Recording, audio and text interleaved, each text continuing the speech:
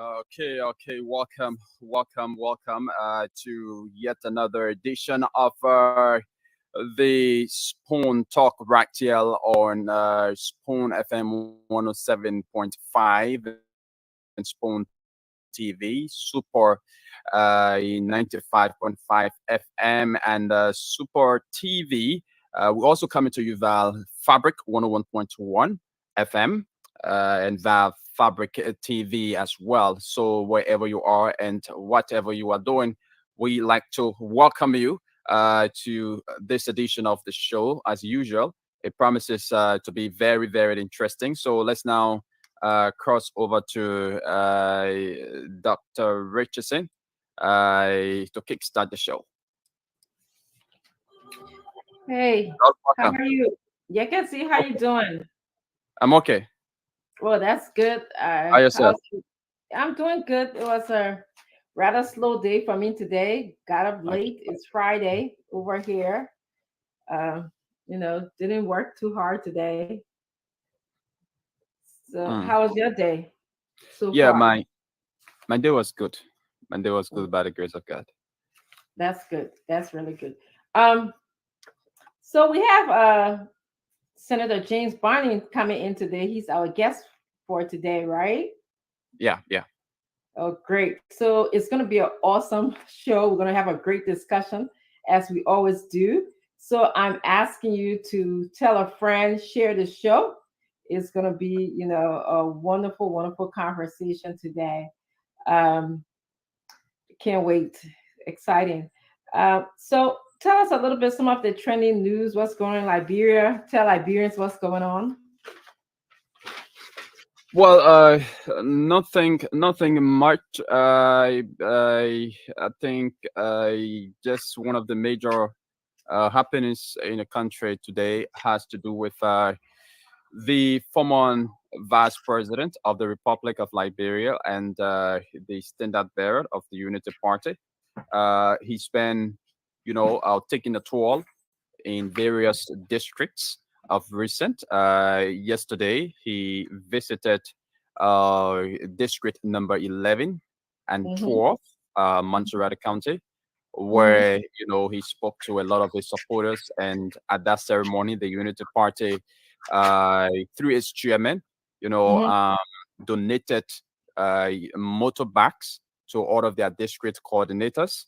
And today again, the vice president was seen in district 2 in Jacobstown, Montserrat County, interacting again with Mm-hmm. his supporters, alongside Rescue 2, Jeremiah Kuhn. They were there interacting with their supporters, and you could see the euphoria, in the faces of the supporters. And Mm-hmm. another thing that happened in the I'm country. sorry, I can see. Do you have that picture? There's a picture going around on social media where the vice president is wearing his sunglasses and his hat on. He looks very young and energetic. Do you have that picture? That'd be a good picture to show. I'm going to check it up. Yeah, check it out. I think it's interesting. It makes him look a whole lot like younger. Yeah, yeah, but also Let's he welcome Stanton also. He just joined us on the show. So we're going to be co-moderating today. No, don't put me in trouble. Yeah, Co-moderating today. you're gonna be co-moderating today. I think you. I don't want people to say I call you. Oh, No, that's yeah, okay. see. My Yeah, people, what's up? I'm okay. See you. It's been a while, man. How you doing? I'm good. I'm good. That's right. That's right. So Dr. Richardson want you to put JB young boy picture up.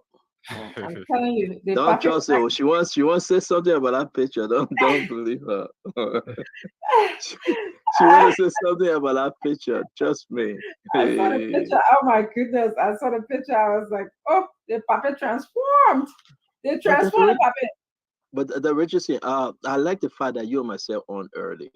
But you think that you always make such a statement. But what did you see? What was your observation? JMB moving up and down from one district to another, and he looks sharp and strong. Can you take a few minutes to speak about his look and his strength? Be very objective now. I'm not asking you because. But I mean, what was your observation? Seeing him moving so strong and I, powerful. I actually, I didn't really watch his activities. I did see the picture. That's all I saw. And on the picture, he looked very young. It's a nice picture of him, very attractive. Whoever, it's like he was bluffing. He had his sunglasses on. I've never seen him look that way. Every time when I see him, he tend to look older. But this time, he looked like a godfather as opposed to a grandfather.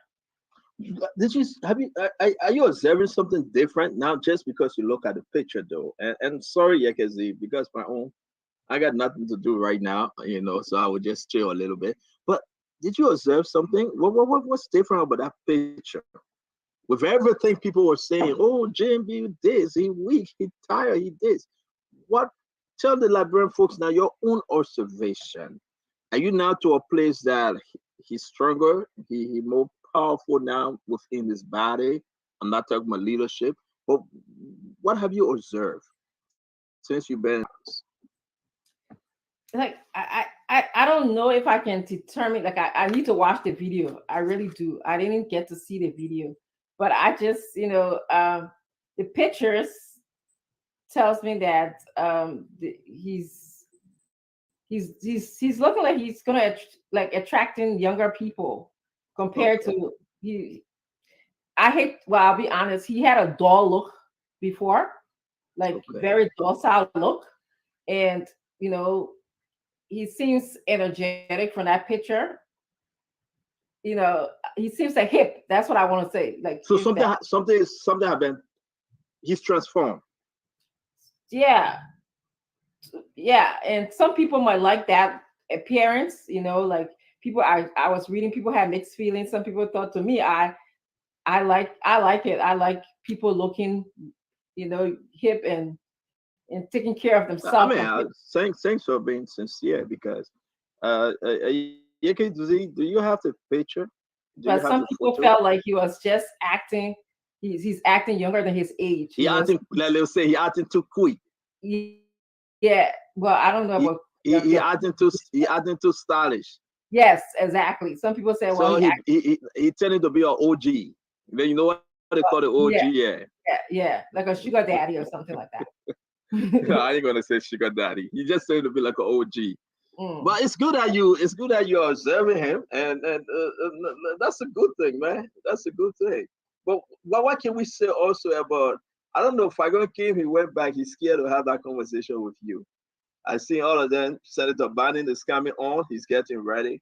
What do you know about Senator Bannon? That's Richardson. Say you must say I co-moderator. We got to give this announcement before they say see Dr. Richardson. But what you make of Senator Bannon? Now he's getting ready to come on. Tell us a little bit what you know of him. Well, what I read, he seems to be very fiery. Um, he's someone who speaks his mind, and almost like he's not afraid to resist authority. So that's what I read, and I'm coming strictly from a couple of points that I read about his reaction to the whole NPP convention, the battle that is occurring between he and Madam Jewel Howard, he's standing his ground. So, and then I also saw recently he actually called her out for sending people to terrorize the thugs, to terrorize Madam Jewel Howard's, I'm sorry, Senator Prince Johnson's church. So there's this constant fight that going on between both of them. So that's what I know about him. That's what I read about him thus far. And I'm gonna stick with you a little bit. And once I'm done, you can take over because we're gonna do our own 30 minutes. We gotta give the announcement. I don't want Fagon calling me 11 o'clock at night and say Dr. Richardson called me and say she's mad. Dr. Richardson, why now? Why now? Why Jimmy is speaking now? What do you think? We've been chasing him, right? When the whole NPP thing was going crazy, when Jewel Howard Taylor, they said she hijacked the party. Jewel Howard Taylor met George Barnett, and the money issue and everything. Why do you think he's coming up now to be on Spoon? They say, read the title. Barney breaks silence. Why now? That's a good question. I don't know.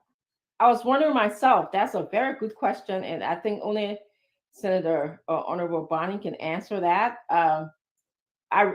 I'm eager to listen to what he has to say. Like everybody else, want to hear why he's breaking his silence now. I hope that it will be good for our country. What he has to say will cause some, unity in the country as opposed to promote further fights. He's from Maryland. I'm sorry, Fagon. I'm not talking to you. This is for Dr. Richardson. Stop texting me, Fagon. I'm not talking to you. He's from Maryland, though. Mr. Cummings from Maryland. You think we're going to see something like endorsement from Jimmy for Mr. Cummings? You're going to ask him why he's not supporting Mr. Cummings or why he's supporting Mr. Cummings? Why this Mr. Cummings and the Maryland issue become to be far apart? Where he stand on issue that is so close to Mr. Cummings or Boyka or Tewan Gonglo? What are you hearing between here and the Cummings? I'm not going to be asking anything about Mr. Cummings, but I am going to be asking about CDC because I read that he did say that the development in terms of electricity and road development or whatever development that is happening in the Southeast, he will not give credit to the CDC government. So I would like to know why. But as far as asking about Mr. Cummings, I wouldn't. I personally, I've never seen him say anything about Mr. Cummings. I read all about him. There was nothing mentioned of Mr. Cummings. So thank you, Dr. Richardson. You can take it from there because we are going to do this thing just you and me. Fagon will not interrupt us today. It's a big program, big show. The senator from Maryland County, Senator Jimmy Bonnie, is our guest. What I heard this brother is about to say, I'm afraid. I want you to invite your brothers and sisters. This is about CDC, NPP, the collaboration. This is about opposition unity. This is about opposition. Something about Jimmy. He left. He came back. And he making rounds like crazy. Talk to us, Dr. Richardson. You can bring your brother Eugene in.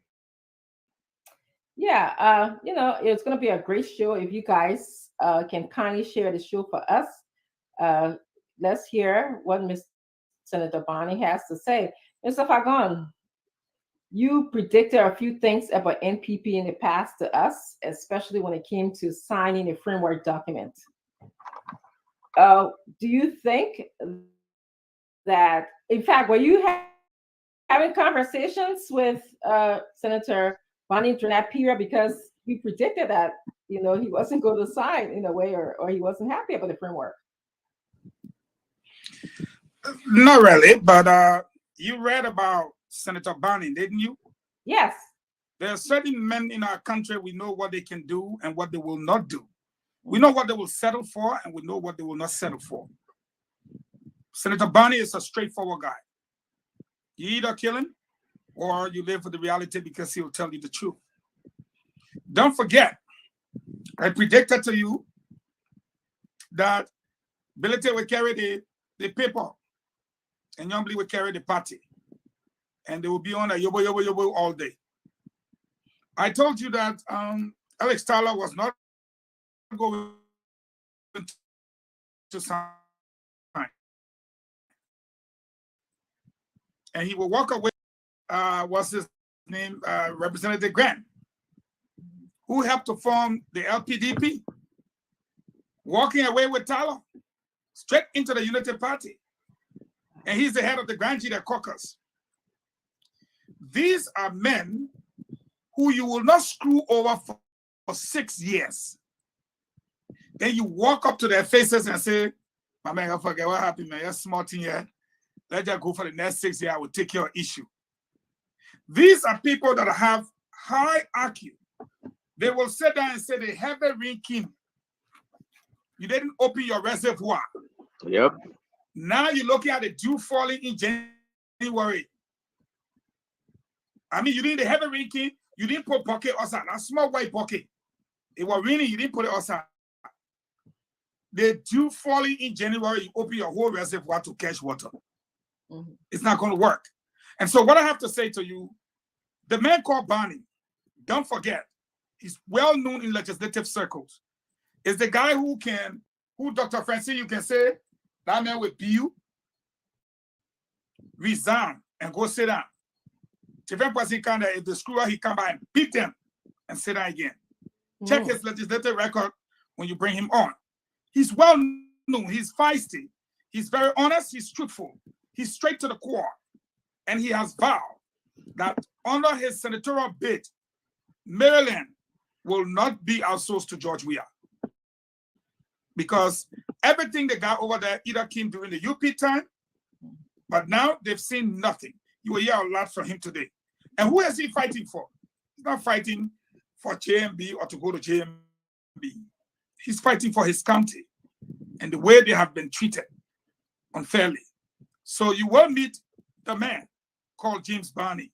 Many know him to be a legislative guru. He's been around for a long time. Good. That's very good. Thank you for enlightening us about Honorable Barney. Just out. The Honorable coming to speak to us, or anything else on your mind? Thank you, guys. Good evening to Stanton, Dak, and Eugene. I hope you guys are doing good. For me, what's on my mind? I don't need to cut you off. We have not even started the show. We're over 8,000. Situation in the country. You know, I've been thinking of late. Yes. And I mean, I beg you. Can you make some adjustment? There's something going on with your system can you tell the guys? Yeah, I know that you and you're in the studio, but they put you in a different position today. Yeah, they put you in a different room. They put you in a good position. Is this all right? Is it better? Yeah, it's better. Can you hear him better? That you're reaching? Yeah, I can hear him better. So, Did you hear you hear us, Councilor Lamy? Because Mr. Falcon was saying something to you and you didn't seem to hear it. So what did he say? What did Falcon say? But I can talk for myself, boo. Okay, go ahead. I said, Lamy, today, but you can see nothing because at James P. Barney in studio, they're showing in his stat. We are pushing 8,000. You can look on your monitor. It's something about Jimmy coming on. I don't know. A lot of people want to hear from him. Sorry, Lamy, but you are right though. A lot of people they really want to hear what he has to say today because it's been a long time since he spoke. So go ahead, Lamy. Just add to what. What's on my mind is the general issue, the general state of affairs in the country. You know, we have to get the Liberian people to realize the direct link between the wretched state and the state of governance. I think for many people, especially the people who are still, dilly-dallying with this government in power, I think some of them have not made that link yet. And consistently, a lot of people have not made a link between the wretchedness, the state of poverty, the terrible state of security that they live in. Most of them have not made that link between it and the state of affairs, especially as it relates to governance. We have to drum that message down to people in the country consistently until they get it. We have to make them to understand that if you a society cannot be better than the constituent elements of that society. Meaning, if you elect bad government, if you elect people who have no plans, they have no desire to foster good governance, you are going to be left with a situation like the situation we have now, where you have poverty. I mean, there are people out there right now. I can bet you they will go to bed hungry tonight. Yep. If they eat anything, some people eat one time a day in this country. Yeah. So they wait till when it's about bedtime before they cook and they eat and go to bed on that. And the next day, all day. That's the reason why you see some people look emaciated. You know, they look like when we were doing the wartime, you see people that look malnourished. You see that all the time. I mean, I was doing some work around the house the other day. I had somebody come to do some work in my house, and one of the guys in the neighborhood came hanging around, and he asked me for some money. He really looked like he told me he was extremely hungry. And he looked really hungry. He looked malnourished. So these people will have to get the people to understand that there is a direct link between their state of affairs, their state of poverty, their state of wretchedness, and the state of bad governance that we have. That's quite a profound observation and comment to make. And I wonder, what does Honorable Bonnie think about what you're saying, the connection between the state of poverty and the type of government or governance that we're having right now? I mean, I'm wondering, what does he have to say about that? Oh, I'm interested in any government official. I'm interested in hearing what any government official will say about this state of affairs. And I'm also interested in knowing why they didn't. Some people, I don't know whether he supported these people last time around. But consider some people were in a coalition. Yes. They could he not prognosticate this situation? Could he not diagnose the outcome of that support? That's what we have in hand. You know, so I'll be interested in knowing, especially the people who supported other people before. I'll be interested in knowing how, and also I'm interested in knowing why. You know, considering that, I mean, you've been at the seat of power for some time now. You have you in the Senate. You know what your voting record. I think that Eugene was talking about the voting record. You know, some of the things have happened. Yeah, it'll be good to know some of those things. Councilor, can you hear us? Yeah, I can hear you. Okay, because I think Jimmy, the senator trying to come on. Can you tell them that we're ready for him?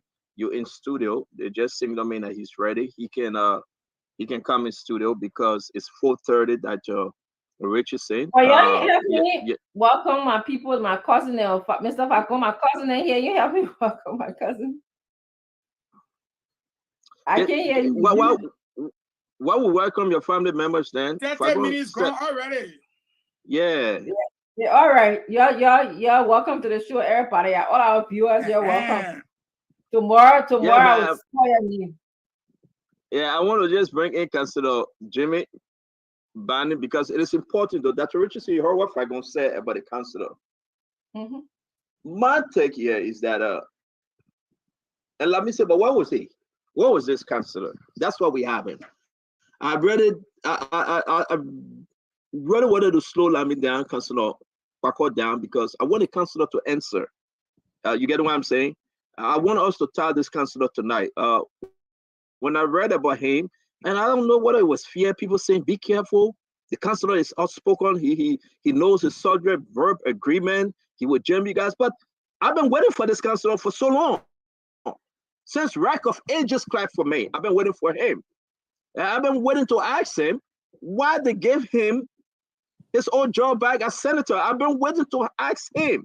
We got videos on the councilor speaking to Marylanders, right? And the people agreeing with him. I've been waiting to ask him what's his magic that he just waved on the people. And why now? He's not with CDC.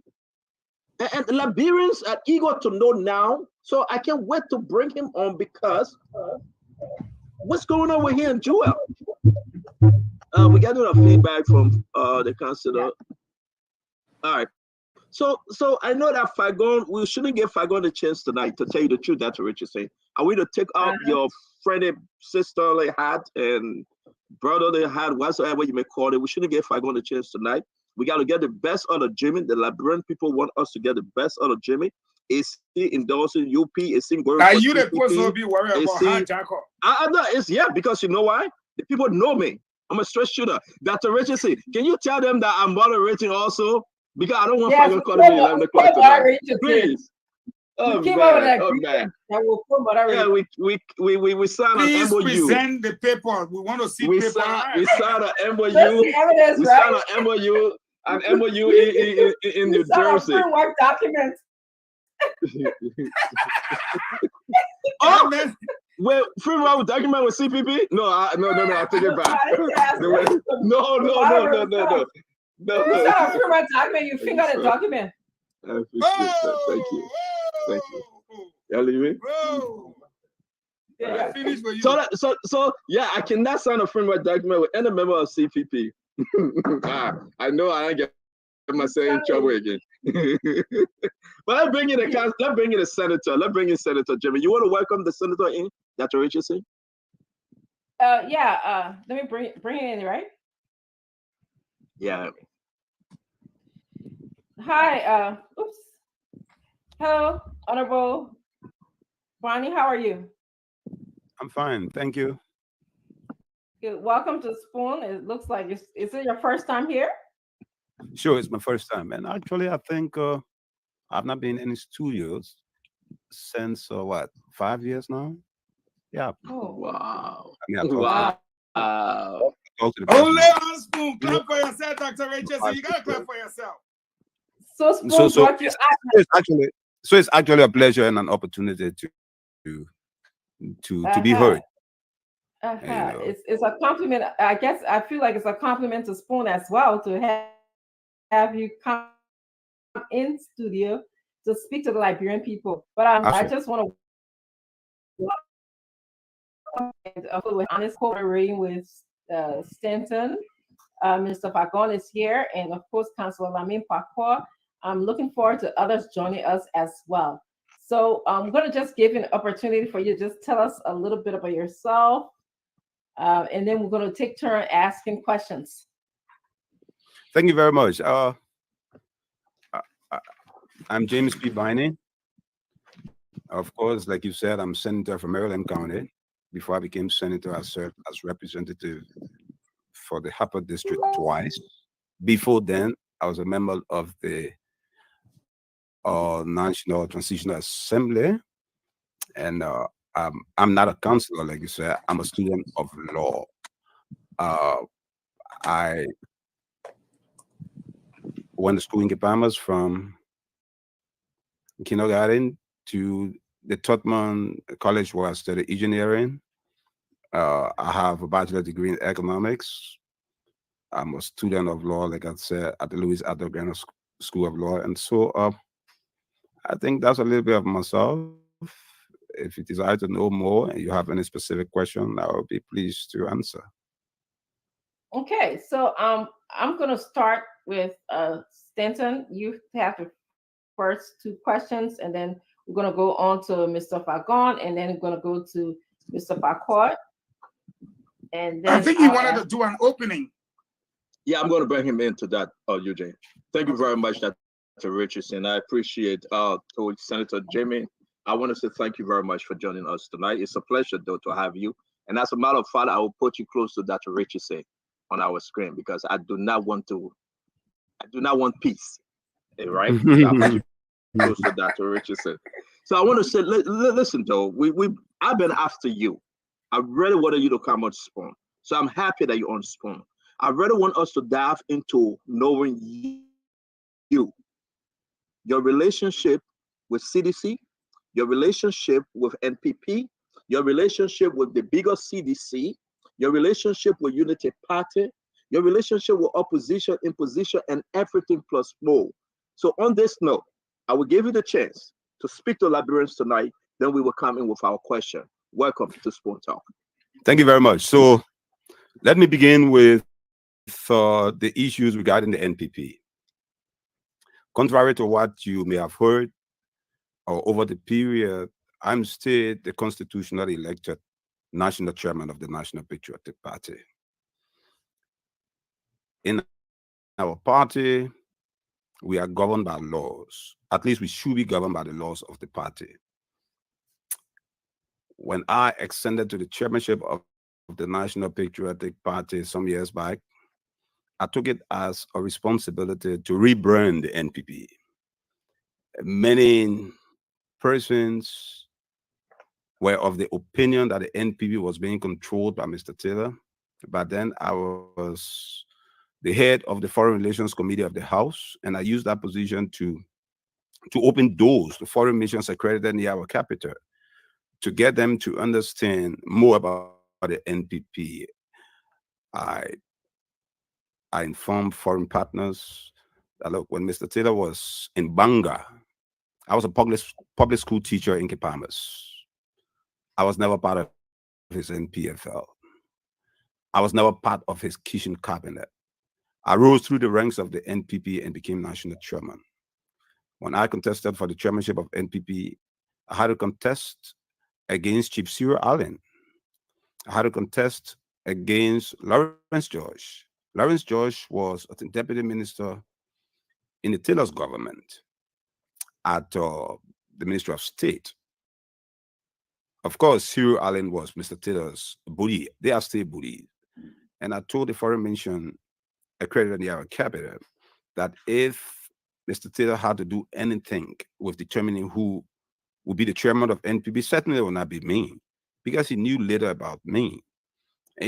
He didn't know me from anywhere. And so if he had to determine who would be chairman of NPP, I certainly would not be that person.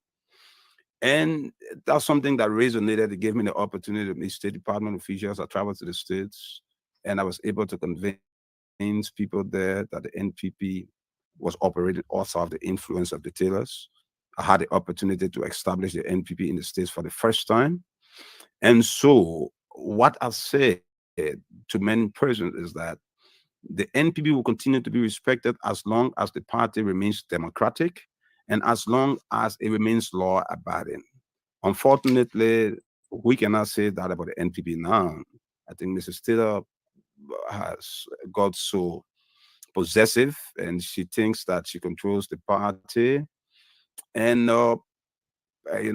so at this particular point in time, it's embarrassing to see the NPP divided. That's not the kind of party that I envisaged when I worked so hard to get the party rebranded. Be that as it may, or the party is governed by laws, and what is not done legally is not done. We decided we're not going to sign the coalition document for several reasons. I'm not the only person. Mr. Randolph Cooper did not sign that document. He's a national executive committee of the party. Charlene Taylor did not sign that document. Or Alexander Shannon didn't sign.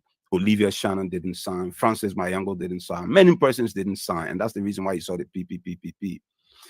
The basic reason why we didn't sign the coalition document was that we agreed as a party that with the way the country was proceeding, there was a need for us to sit and talk with the president. The document expired October last year, but prior to that, 2 years prior to that, Dr. McIntosh, who was the head of the governance council of the coalition, made one big effort, 2003, for the party to have the opportunity to meet under the guidance of the governing council. He was more or less the most experienced man, the oldest man on the governing council. And we all agreed that things were not proceeding too well. And if we didn't intervene, we will have the situation that is obtaining now in the country. So I remember we met 2023, excuse me, at the LPDP's headquarters. And Dr. McIntosh thought it was a good idea to write the president and said, Mr. President, it will be a good thing for you to meet the governance council, the governing council of the coalition. And you can do that at your free time. We want to discuss policy matters with you. We want to see how we can be of help. I took that letter to the mansion and gave the letter to Fina. And I left. Shortly thereafter, say 15 minutes thereafter, Fina called me back and said, the president said you should come back for your letter. And I said, but the letter was not my personal letter. The letter was from the governing council written by Dr. McIntosh. So if the president has a problem with the letter, maybe you should take a phone call out of McIntosh. And she said, no, the president says you should come for the letter. I said, well, I'm not coming back for the letter. You can decide what you want to do. That was 2003. And so then we said, well, let's wait and see when the coalition document expires 2 years thereafter. We may have the opportunity to sit with the president. And all of that was to try to get the president to sit with us so that we could be a part of improving the system. We just didn't want to leave, and we made no issue about it publicly, because just as in the NPP, when everybody was leaving a state to try to make it work, we wanted to make it work, and so we all stayed. Last year, when it was a time for us to review the coalition document, all of us thought that was an opportunity to now sit with the president. That was about 5 years after he won the election, and the governing council had never had the opportunity to meet him despite efforts made. And so we said, before we sign this time, we'll sit with him. We'll say, Mr. President, oh, maybe we need to have an additional economic team to help the folks at the Ministry of Finance. Maybe you need to do some research or bring some fresh legs in. Maybe you need to look in the sub-region and see how your colleagues could help you with the situation of getting foreign investment into the country. 1 year to the election, we could make some frantic efforts and change things around. But the president said he was not meeting anybody. We should go and sign the document. At that point, some of us decided it doesn't appear that it's going to get any better. We got to get out. But we didn't make any issue about it, because we thought the time will come, like the time has come now, when we'll decide what other meaningful role we can play elsewhere. But to discuss the most substantive issue, that was about the NPP and the coalition. To discuss the most substantive issue, we are confronted with the situation of unemployment in our country. The biggest problem we have right now in the country is unemployment. When we decided to support President Weah, it was our thinking that the president had rubbed shoulders with billionaires who own soccer clubs in the world. He had friends who were multimillionaires, and all of these people were looking for places to invest their money. And Liberia, having been endowed with gold, diamond, bauxite, we thought he would be able to attract some of these people to the country. And up to this point, 5 years after, the president has not been able to attract one, I mean, just one direct foreign investment to the country. And for me, this is his best. He has no other best to offer. And that he's not been able to do so tells me clearly he doesn't have the capacity to do so, because he has to be able to firstly convince those who know him.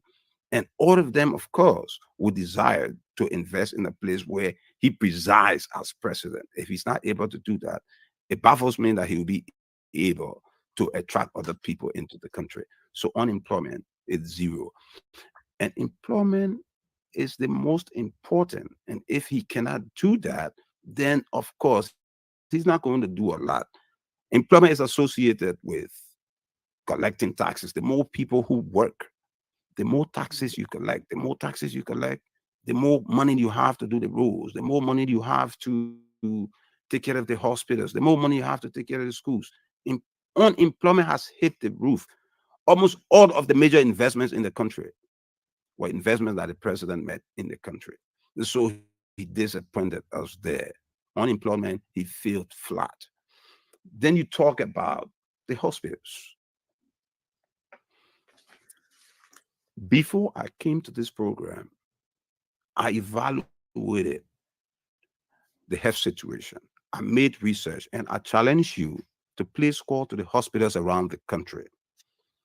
Since January to the end of May, this government has not given any public hospital any money for operation to run the hospitals from January till now. I did my research. They will come and say that's not true. I challenge the government to publish the checks that they have issued to these hospitals. Say Grand Crew, for instance. From January to May, we have issued 3 checks to the hospital. You don't want them to come and explain anything. Just issue the checks. Publish the checks. Give us copies of the checks. Let the public see for themselves. The checks will explain everything. In Grand Crew, we've given 3 checks since January under this fiscal budget. We gave the first 20,000, yes, the check. We gave the second 30,000. We gave 40,000. They cannot do it. That's a challenge. Go to the hospital in Granger. It's the situation all over. They do not know how these hospitals are run. Even few for the generators, for the ambulances, the people do not have. People die in the hospitals for not having common things like fuel to run the generators. Come to the community colleges. Let's begin with TU. It's not a community college. The Totman University. That's the one in my county. From January to May, this government has not given a dime to the Totman University.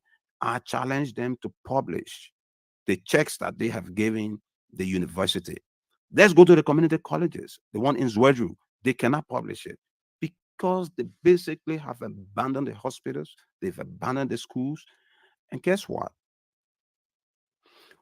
While these professionals are in the counties doing their best, the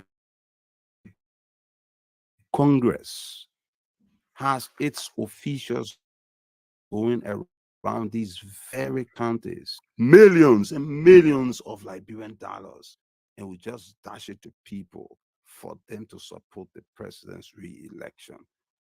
These hospitals need that money. And where in the world the chairman of the ruling party will go in one county, give 15 million, go to the next county, give 10 million, go to the next one, give 9 million. By the time you cover the country, you have spent almost 3-4 million United States dollars when the hospitals don't have money. The last time the American ambassador talked about the hospitals being empty, they argue, we do not want them to have press conferences. Let them just publish the checks. Let's begin with for Redemption Hospital or the hospital in Grand Crew. That's how sad the situation is. Because the ambulances can move, you know how the people get sick people to the hospital? They use motorbikes. They have the sick patients sandwiched by the rider and the family who's behind that person. Pregnant, whether you are a pregnant woman or not, that is how you get to the hospital. Because these people have abandoned the hospital. They're more concerned about President Weah's re-election than they are concerned about health delivery, than they are concerned about education. The challenge is out to them. Let them publish the checks for the various institutions, the health centers, the universities. Let's come to the issue of roads. I've heard the president and his supporters say the president is doing very well with the roads. Are they kidding? We have 3 major highways in this country, from Banga to Lofa, from Ganta to the southeast, from Paso to the southeast. Of course, you got the one going to Bapalu, but the 3 major ones, because those ones go through several counties, those roads have been abandoned. You cannot get to the southeast. 3 years ago, I invited the Totman University finance team to meet the finance minister. We sat in his living room. Buddy Gray represented TU. Etu Wesley represented TU. And Emmanuel Hammond, the controller. We sat there and we discussed what little help they could give the university. That was 3 years ago. They are my witnesses. I told the Minister of Finance, you are from Maryland. The president is from the southeast. The pro tem is from the southeast. The deputy speaker is from the southeast. The speaker is from the southeast. If nothing is done about this rule, 2-3 years from now, the rule will be impossible. And I can assure you, I will not be with you people. I said that to him in the presence of these people that I'm naming. When you get on that rule and you are an official of government, you will feel very bad about yourself because the people will insult you. They will humiliate you. They will say all the worst things about you. And you cannot blame them because you are the one they elected to look up to you. We talk and nobody listens. Between Grand Gide and River G, the towns and villages are very far apart. You can ride 1 hour, you will not reach a town. And when the road spoils there, as it has spoiled now, and the car cannot cross, the people sleep by the wayside. You're not talking about sleeping there for 1 day. You're not talking about 2 days. You're talking about weeks because the trucks are not able to move. They will take maybe 1 week. You pull me, I pull you. We dig and dig.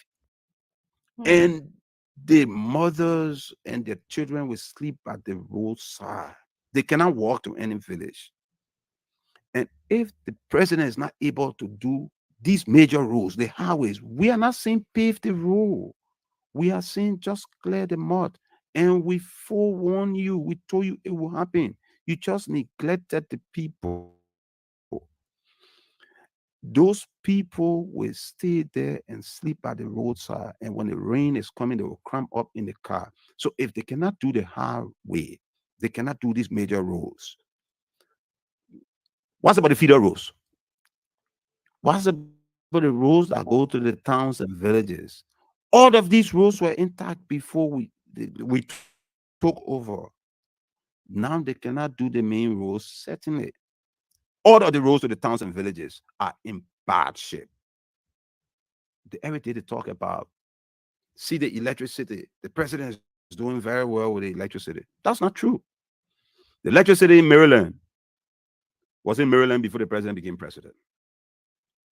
The Unity Party-led government negotiated with the Ivorian government to get the electricity into Maryland. The Unity Party-led government negotiated with the Ivorian to get the electricity into Grand Gide. The Unity Party-led government negotiated with the Ivorian to get the electricity into Nimba. Madam Salih had to talk to the Americans to get the hydro rehabilitated. President Weah and the coalition did not do anything about the electricity. You should not claim the glory. From Plebo,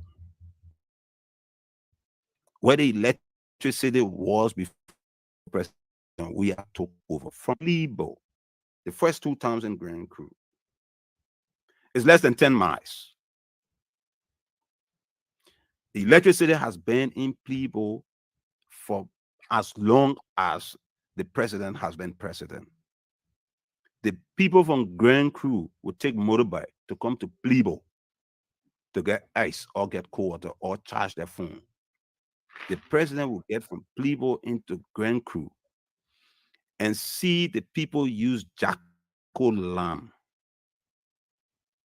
It takes just a will to get the current to Grand Cru for 5 years. If you can do it 1-2 years, I will understand. For 5 and 6 years, no effort made, because on the way to Grand Cru, you're going to have Bolobo having current, Rowan having current. Make the effort. What if we're depending on the president to negotiate for the electricity to come from Cote d'Ivoire? So the president has failed us. I've said there are 3 categories of people who are still supporting this president. The hardcore tribalist who don't care whether he's able to take the country from this level to the next level. The ones who just like him, they don't care whether people are dying at the hospital because he's not able to take care of the hospitals. And then other ones who are benefiting from the spoil, money all around they're throwing money all around. They want to be a part of it. They're in government, they want to protect the job. These are the three categories. Check any of the people who are supporting the president. They will fit in one or two of these categories. I say something to you. I never supported Madam Salif's government. I mean, not that I didn't coordinate with her as was required by the two branches, but I mean, I was an opposition. Let me put it that way. I was an opposition in her government. She tried to remove the speaker. I stood up against her. We were on that for more than 3 months, basically because I saw she was trying to control both the executive and the legislative branch of government. So I did not support Madam Salif. But guess what? Even sometimes on Saturdays, when I'm chilling with my friends, I'll get a call from the president. Madam Salif will call. At the other end of the phone, I will hear her say, Representative Bani, can you come over? And I'm like, Madam President, I'm sitting with my friends. I'm not dressed to come to the mansion. She will say, I said, come. And I will go as I was. And she will ask me, I want to know what's happening at the hospital in Maryland. What's happening with the Tottenham University? What's happening? What do I need to know? And so sometimes I would say, Madam President, the health center has not received the money for last month. And she would say, wait a minute, let me call Amara. Amara, Representative Bani is right here. He said the hospital have not got the money for last month. What's the problem? He would say, we are processing it. Under Madam Salif, the health centers had 250,000. They always got all the money. Despite the budget was below $500 million. Under this government, they reduced it to 100,000. Even at that, 5 months now, they haven't got it. Madam Salif was in as close as I am to President Weah. There's not one day that he has ever called me to say, I want to know what's happening. And if he will not call me, then I can imagine he never called any of the other people that will know what's happening. The president cannot run the country. He's not able. He's not even aware of what's happening around him. You know, he's not. We talk about the seditions. I beg you, Senator Becky. Folks, we're going to give the senator another 5 minutes. It's very important. He knows exactly what he's talking about. Then we will ask our question, but we want to give him sufficient time. 5 years, and he just appeared on the platform. Let's give him the time, please. Thank you. Just consider us. Thank you, Senator. Go ahead. Quick. Go ahead. Let's come to the image of the country. Which one of you on this platform would disagree with me that the fact that our country now has become the center for drugs has destroyed our image in the sub-region? Which one of you would disagree with me? All is happening under the president. There's a tendency that the seditions will glorify the president for the good that he does, and they will hold other people responsible for his inabilities and inadequacies. I listened to the president give his sona. I never heard the president mention how he intends to tackle drug abuse in our country. That's the menace in the country now that is destroying the future of the young people. People from the president's office will go to ghetto and give Zogos money, knowing that those kids are looking up to the government to save them. You give them money, they are addicted, they're going to take drugs, and you say we refer to you as rescue mother. They've destroyed the image of the country. If we do not get President Weah out, there's no investor, serious investor who's going to come with the image of the country this way. And I have reached a point that the country is bigger than my relationship with President Weah, of anybody around President Weah. I'm clear about that. The last time I said to the press that the president has not been able to do anything meaningful in the country from the sporting world, and they said I was saying he should use taxpayers' money to build stadium. That's not true. The ministerial complex was not built by taxpayers' money. Even the SKD was not built by taxpayers' money. President Doe talked to the Chinese. The Somalia Drive was not built by taxpayers' money. The hydro was not rehabilitated with taxpayers' money. The Americans did that. If you are not able to convince the football world where you serve as one of the best, who are you going to convince? So basically, the president has failed. It's about time that we, in my opinion, rescue this country. Of course, we have to rescue the country before we fix it. So I want to stop here and give you an opportunity for us to talk. Wow. Wow. To God be the glory. Wow. Liberians, share the program. We have Senator James Bannett from Maryland County, Republic of Liberia. It's a lot, a lot, a lot. Expiration of everything, 5 years he have not spoken. Increase in drugs, hospitals, shortage when it comes to fund the drugs issue, Madam Sedif, everything she did and more. But I will ask you this question, Sure. Senator. You joined CDC, your party joined CDC. Support the CDC. You supported them. You had a collaboration. Can you look in the camera tonight and tell Liberian that you made a mistake by selling Josh Manawea to the people? And are you regretting? Can you apologize for your decision then? Well, let me say this. All of us go to the elections to elect people we think will serve our interests. You elect representatives, you elect senators, you elect president. You hope for the best. And if they underperform, I mean, I do not know whether the whole country will blame itself for electing the president. I'm just one of those persons. Yes, I play a key role. I mean, if I knew what I know now, of course, I would never have supported the president because the country comes first. But I mean, there's no way we would have known, just as we are going to elections now and you're going to vote for senators without knowing what they would do. That's the reason why we have the opportunity after a period to revisit our decision and make a better one. Was the decision to feed in Madam Jua Howard Taylor a rightful one to this president?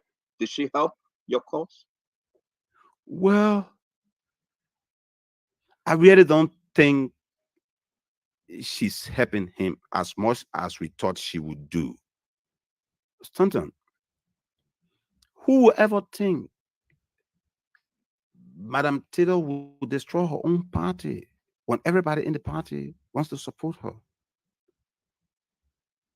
Our party, before I come to the government, our party is a party of laws. You get up one morning and say, no one happening, even though the constitution of the party says, we should have 52 National Executive Committee members. But I disagree. From today, you people will be 80. I'm going to appoint everybody else to the National Executive Committee. So if the vice president will not respect the laws of her own party, of course, she's not going to be much of a help to the president. You see what she did with Prince Johnson the other day, and people were trying to protect her.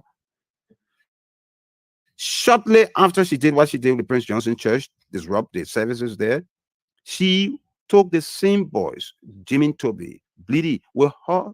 She took them with her to Lofa at the Moses College program. Watch the video there. You will see the same boys there. So she's also a disappointment. She has been of no help to him. We had thought she would guide him, or even go to Baum County. By the time Madam Taylor became vice president, the first group of people she reacted on, the people of Baum County, she said they didn't support we are, so she were removing them. And the president is not different. McGill was chairman of the CDC when he was in Madam Salif's government. McGill is my very, very good friend. When I was youth chairman of NPP in Maryland, he was youth chairman of the NPP in Lofa. When he ascended to the national chairmanship of CDC, coincidentally, I ascended to the national chairmanship of NPP. That's how we initiated the coalition. McGill served in Madam Salif's government as minister. When CDC was demonstrating against Madam Salif and her government every day in this country, Madam Salif never dismissed any of them. Because when you rise to the level of the presidency, you can be both parts in politics. You bring people to government who are able to help you. You will shine. So if the president will start dismissing people only because they're not praising him, even though he has the right, his constitutional right, but what it tells us about him is that he he's not a democratic person. He pretends to be. He cannot accept criticism. He doesn't believe in dissent. And Mrs. Taylor is no different, because she actually did send the boys to Prince Johnson Church to disrupt the church because she didn't want Prince Johnson to respond to her. So who's going to help the other? I hear people in my community refer to them as spoiler one and spoiler two. I don't know whether they are spoiler one and spoiler two, but definitely she's not helping. She's not helping the situation. Can you help us tonight, because we got to go through this round of questioning. So I have my two questions real quick. That was just a brush off. Can you help us tonight? You are telling Liberians that the same folks that went to Prince Johnson Church to demonstrate, that were condemned by the international community and all social groups, the next day, are you telling us that Madam Joa Howard Taylor, the vice president, took them to Lo-Fi? But just look at the video. Just look at the video. They are there. A bleedy. Did she take them to appreciate? They are right appreciate, there in the scene. Did she take them to appreciate their effort, though?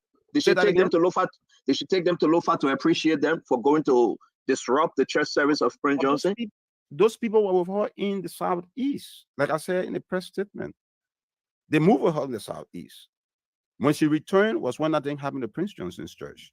And then she moved them to Lo-Fi. Those are the people she moved with. You know, and it's part of what we tried. That's part of what the CDC has been. But when we went in there, we tried to modify the situation to say, look, we can do this. Madam Taylor now has joined, apparently, you know, because that is what's happening. You were here when Akaras went to the University of Nigeria and took talks there. So it's not different from what she's doing. So who's going to advise My last them? question. Them to Lo-Fi. Yes, she did. My last question, Senator. You said the president, through Fenda Bundle, called you for your letter. The letter that was written by your camp saying we need to visit our decision and see how best we can help you. Oh, why the president refused your letter? Why the president called you back for that letter? Why the president think it was an insult for you guys to give him a letter trying to meet him again? And why he have not met you guys? What's the sticking point here? It was not my personal letter. I told you the NPP and the LPDP met under the chairmanship of Dr. McIntosh. He thought that we went into the 2020 election and performed dismally. The president would have realized there was time for us to regroup. That what he thought, and we were in the position to help the president, give him pieces of advice and see how we could adjust some of the policy decisions he was making that perhaps were not impacting the people. That was Dr. McIntosh. And we all agreed that was Dr. McIntosh's approach. And we all agreed. And he just asked for an audience with the president so we'll sit and talk with the president. And I mean, I would have thought that was another opportunity. You know, many persons don't know that we made several efforts to change the situation around. They just thought, we got up one day and decided, you know what happened? This is not working. No, we tried. So the president, for reason best known to himself, decided he was not meeting anybody. And from that time to this time, he has never had that meeting. You know. But point of correction, though. Point of correction. You guys were called to the president house when you guys went to have pass your NPP together. We have a video. We have a picture that you were in attendance with Joa Howard Taylor and other group. You met the president. So how can you say since then you guys have not had a meeting with the president? Okay, yes, Stanton. Before President Weah came to power, there was a group that guided the entire campaign process. And that group, in the agreement, is referred to as the Governing Council. It's different from the NPP. Dr. McIntosh is not part of the NPP. That one includes Alex Tyler, includes Mrs. Taylor, includes everybody. That's the party that was considered the driving force that brought the president, that guided the entire campaign. It is that party that we are talking about. The meeting you are talking about was the NPP meeting. Very clear. Thank you very much, sir. Let's go back to Dr. Richardson. And Dr. Richardson, you can do the rounds. Thank you. I know you're coming with your two questions, then you can move on. I appreciate it. Thank you, sir. as a senator. Oops, I'm muted. Oh, okay, okay, I'm unmuted. How did you advocate for the people of Maryland? And were there any barriers we are advocating for? You now talking about rules and electricity. In what ways did you advocate for them? But perhaps you are not paying attention. I said even about 3 years ago, I invited the Tottenham University team for us to sit with the finance minister, and there is something that I do from time to time to get those who preside over the different sectors of the county to come to Monrovia and take them to the sector ministry to see how they could help or how they can help the county. So on one of these occasions, I knew that had the government not done anything about the road, every facet of the region was going to be affected. The schools were going to be affected. You know, there are teachers now who are moving back to Monrovia from the university, Tottenham University, because of the roads. There are health practitioners who feel once they are there now, they are cut off from their families, so they are not going to be there. So the road was key, but that's not only the road. The way to advocate for my people is by getting those who represent the sectors in the county to come to Monrovia and I take them, like I did with the Ministry of Finance or the road. And sadly, nobody listened to me. Today, even the speaker had to go through Cote d'Ivoire. I understand Mr. Cummings is going to Maryland down through Cote d'Ivoire.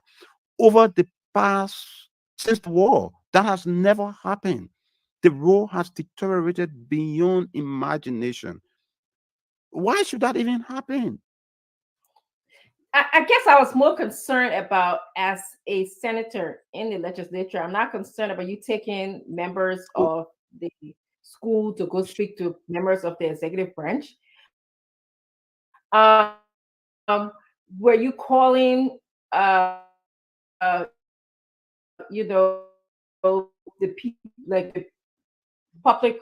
Spoken about the health situation in the county on the floor more than 5, 6, 7, 8 times. We have brought the health minister to face plenary more than 10 times.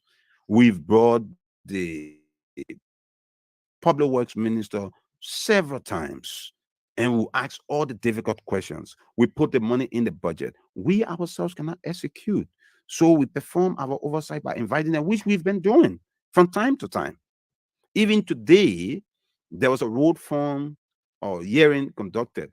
You know, I chaired the Senate's Foreign Relations Committee, and I had the opportunity to meet a foreign diplomat accredited in our capital. And hear what he told me. He said their government has realized that one of the major problems in our country is bad roads. And they were happy that the government decided they would tax each citizen 20 cents on a gallon of petroleum they will purchase, because that money is going to be used to rehabilitate the roads. And he told me the agreement they had with government was that if government raises $25 million in a year, they will match it with $25 million grant, not loan. If government raises 30 million, they will match it with $30 million. But there was one caveat, that the government will use the money for the intended purpose. And since the government decided not to use the money for the intended purpose, the government pulled that money back.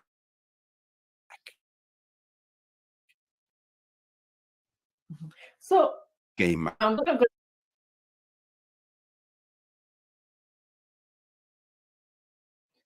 Some problems in the legislature in this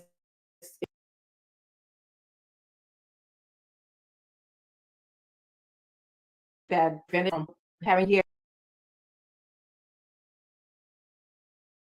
Second question to you is: after Senator Johnson's Prince Johnson's church was around, and you apologized to you because you are not the chair of MPP. What do you make of that? Okay, let me digress a little bit. Mhm. We invite public officials. We ask them all the difficult questions. They ask what we need to do to face the situation so our people in their respective countries will live better. We don't do it for them. It is the president's prerogative forming. It's not responsibility of the legislature. Once we put the money in the budget, we have played a major part of our responsibility. If the public work minister is not able, and that's one thing the government has not been able to do, reshuffle the people, pull the people out, put in new people with new idea, new dynamism, new know-how. And so if they didn't do that, it can be the responsibility of the representatives, senators, and it's the responsibility of the president. Or Mrs. Taylor, like I said, when I was coming, I came in with the NPP's constitution. Yes,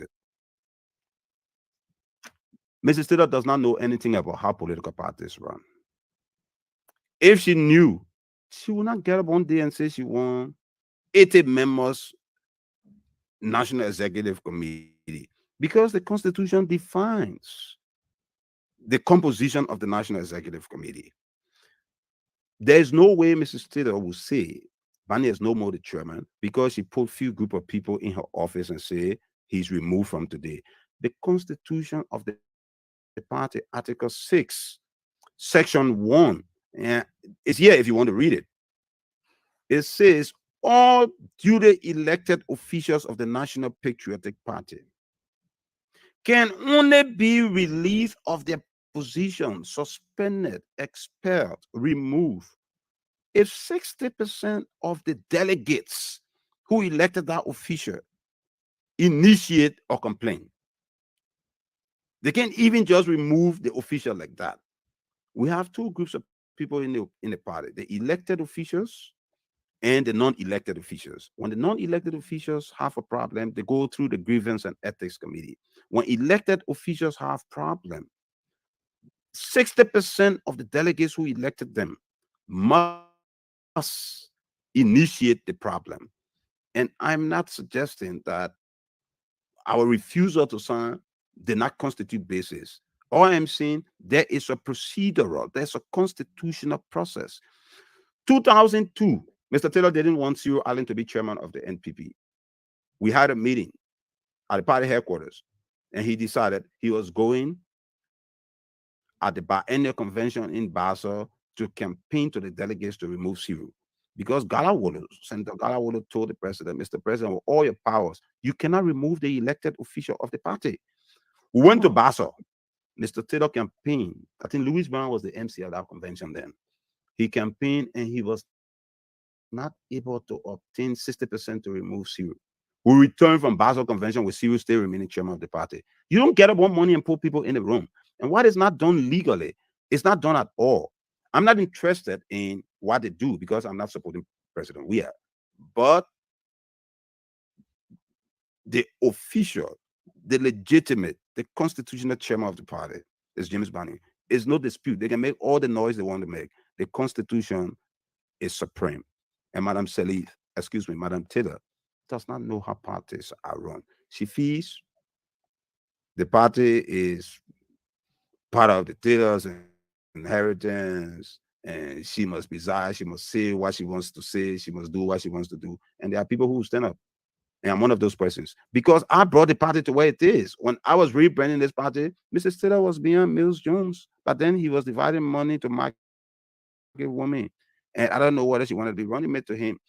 I rebranded the party, put it back together before she came. George Mobile 2017 didn't support Weah. He was with Waka, so he was nowhere around when I was rebranding this party. Emmanuel Lomax was with Benina Ure. Stanley Parkland was with Revolutionary Party. How you call him? Kishen was in East Africa with Kobo Hogan doing his business. None of those people were around while putting this party together. And so we will not sit and allow Mrs. Taylor to dispossess us illegally. I'm not interested as a person in the chairmanship of NPP. It brings nothing to me. It's not giving me any money. I use my own money to establish the chapter of the party in America. Mrs. Taylor never contributed a dime. But people got to erect checkpoints. People got to stop believing that they own parties. So to answer your question, by the constitution of the party, I'm the legitimate chairman of the party. Thank you. We're going to go to Mr. Fagon. Mr. Fagon, are you listening? Are you here? Yes, please ask your 2 questions, please. First of all, let me say thank you to the Honorable Senator for accepting our invite. It's an honor to have you after 5 years enter a studio at our request, meaning you let down your guard and you are with us. The Liberian people will forever remain grateful to you. The first question I have for you tonight on this panel is the fact that you told the Liberian people you have to rescue the country first before you fix it. Meaning, you sense that the country is in a situation that requires rescue. There is a candidate in this race that shared the same thought as you do. And that candidate is the longest serving member. My question to you, if you will have to rescue the country before you fix it, or before you rid it of corruption by sweeping corruption out, then of course, should the Liberian people look up to you to join the rescue train to rescue this country? I'll make a formal declaration in due course, and that will answer the question. But like I said, I believe the country has to be rescued before we can fix it. My second question to you is that you command a lot of the people in the NPP have a great deal of respect for you, especially for the sacrifices you've made over the years to ensure that NPP did not die. Will you? Are you in control of those people who believe in you? And will you be taking them with you wherever you go, based on the fact that they share a very good line of respect for you? There's no question about it. The ordinary people in the NPP, the ordinary partisans in the NPP, believe in me. Like I told you, I never worked in Mr. Taylor's government, but I was not amongst those who abandoned the party when the party needed us most. They know our labor to get them benefit from the party. The few people behind Madam Taylor, when I say few, I'm not talking about just the NEC. I'm talking about across the broad spectrum of the country. The few people behind Madam Taylor are selfish ones. They are people who just glorify her. The vast majority of the partisans will move with me. When I'm making that declaration, nobody will tell you, you will see it. And who are some of the big people with you? I mean, who are some of the people that are working with you currently? But I told you, Mr. Cooper, Randolph Cooper, is one of the founders of the party. In fact, Mr. Cooper was the first person who spoke in America in favor of the NPFL. He appeared on television, Mr. Randolph Cooper. He was the one who August Napa is the institution that most of the fighting men of the NPFL gravitated to in the party. We call that our militant groups. You got Charlene Taylor. She's a national executive committee of the party. You got Shannon, Alexander Shannon. You got Olivia Shannon. You got Francis Mayango. You got many other persons at the national level of the party. And you saw the PPPP. That's just at the national level. But at the grassroots level, we will move them. Because, like I said, we need all of them to be part of this rescue process of the country. So you will see them when I move them. Thank you.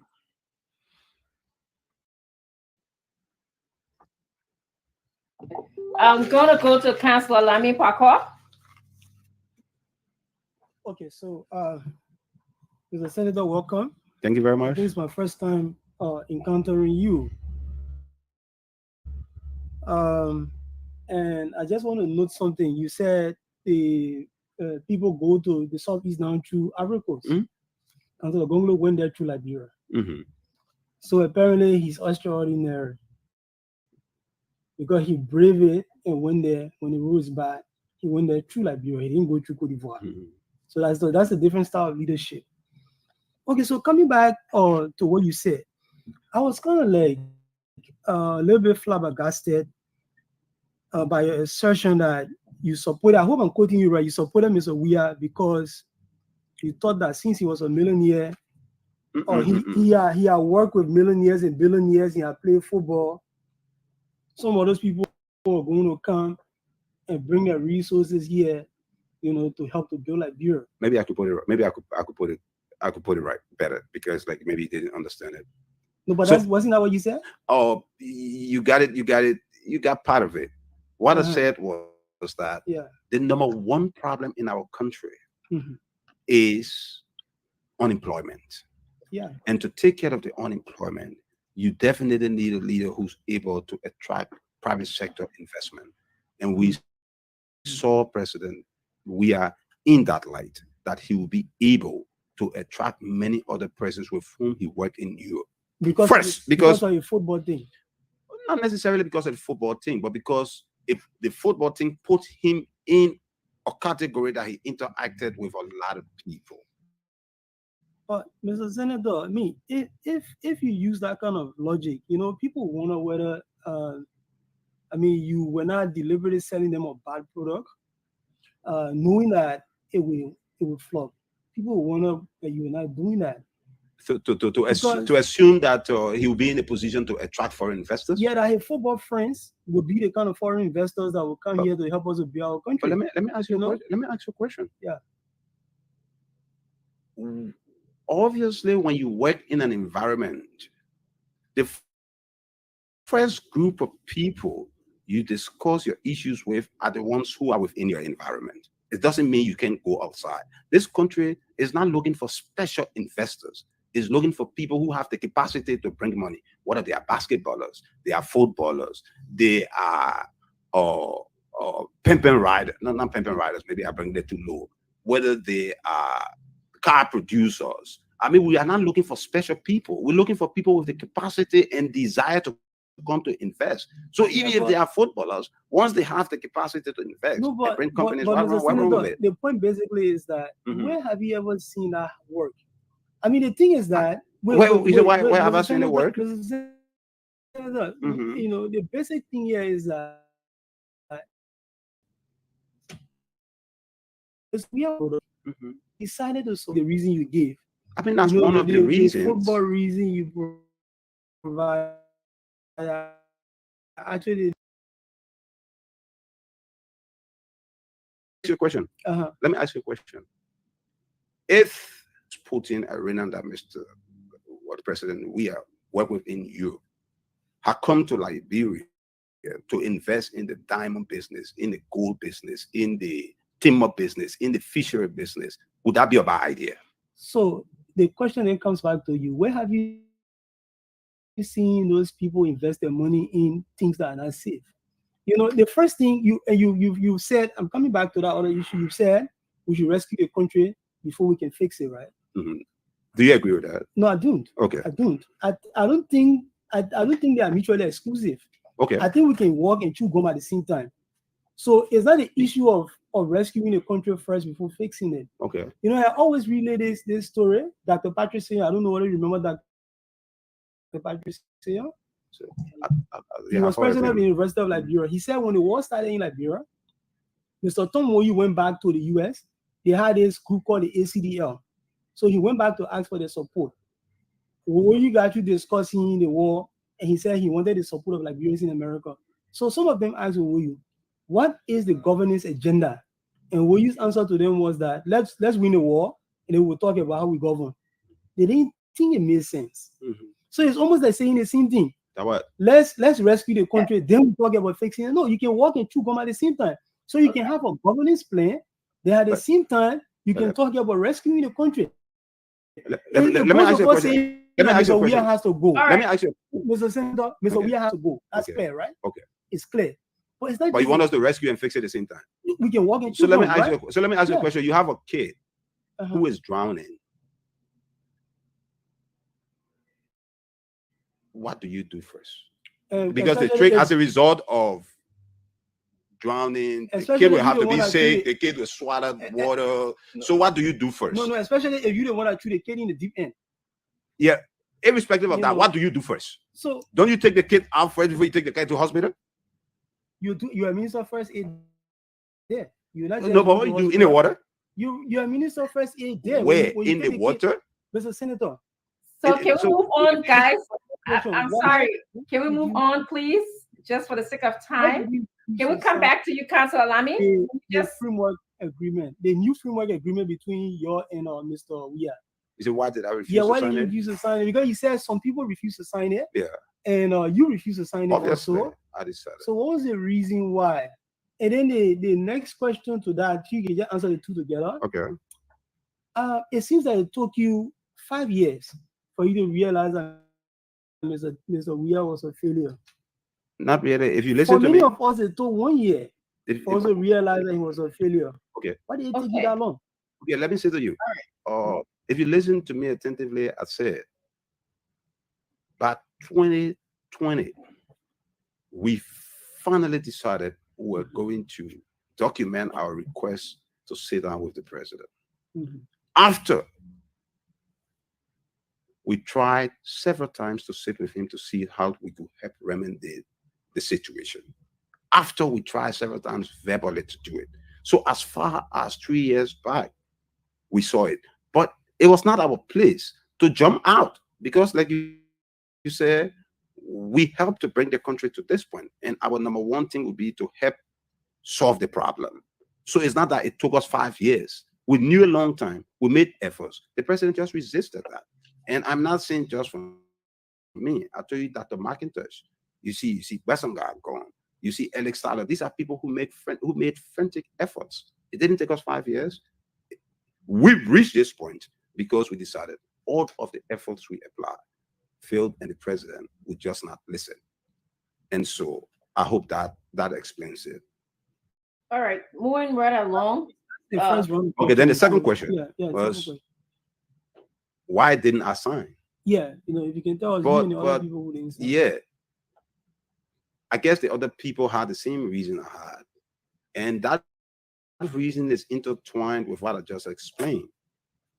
We helped Mr. President Weah to come to power. We play a key role. As a matter of fact, I didn't succeed myself for the third term as representative of the Harper Commonwealth District because I decided to put in all of my time into his re-election. As Secretary General of the coalition, I thought running for office would make it difficult for me to put in my best to get us a seat.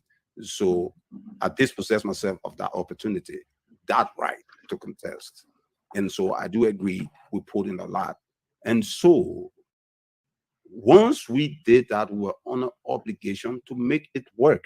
But of course, you take the horse to the river. You will not force the horse to drink. We made all the efforts we could make.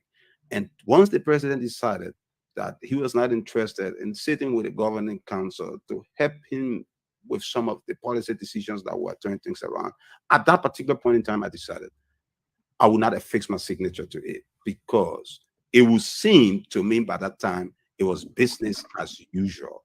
And let me say to you, when I talk about the president being able to attract some of his friends, whether you're a footballer or you're a businessman, once you make money and you have desire to invest your money, our country is open. It's understandable that as a leader, if you are a lawyer, the first group of people most likely you want to talk to will be your friends who are lawyers.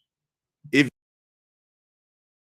you are a businessman, the first group of people you want to talk to will be your peer. That does not exclude him reaching other places. That's not the only reason why we elect president. But as I said to you, at this particular point in time, we have hundreds of thousands of people who have graduated from the university. They have no means of working. And until that changes, the health sector is going to be affected because the taxes will not come. The roads will be affected. The schools will be affected. And so number one, in my opinion, is the unemployment. And definitely we thought the president being a peaceful man, at the time people thought he would attract a lot of people to the country. After 5 years that he has not done it, we think he has failed. I mean, nobody can think that we'll give him another 6 years when he has not performed. I was reading something about Kissinger, the former Secretary of State of America, and he said, the way to predict the way to predict the one you are working with is to evaluate his past. And over 5 years, what we've seen from the president is not going to be different from what he would do 5 years from now. I was saying to you, Madam Salif, who used even Saturdays to acquaint herself with what was happening around the country. The president left this country for 48 days. I have never heard it anywhere in the world. He wasn't sick. If he was sick, it's understandable. He went to see his son play. Quite frankly, kids want to see their father stand by them in, these kinds of moments. It's understandable. But 48 days, which president in the world has done that? It would seem the president doesn't understand the magnitude of the job he has. And because he will take 48 days out of his country. And so I reached the point that I will not fix my signature to that document and give him a second term. If he will have to get it, it will be one of those three groups of people I described. Yes. The hardcore tribalists, the people who just like him, and they don't care whether he's supporting the hospital, whether he's supporting the schools, whether he's giving them the attention to the roads. They just like him. And the people who are benefiting from the sport, who are getting money, those benefiting from the corrupt system. I decided I will not affix my signature to that. Thank you. Thank you very much, Senator Bonnie. We're having a really interesting conversation. I'm going to go over to Mo Ali right now for his 2 questions.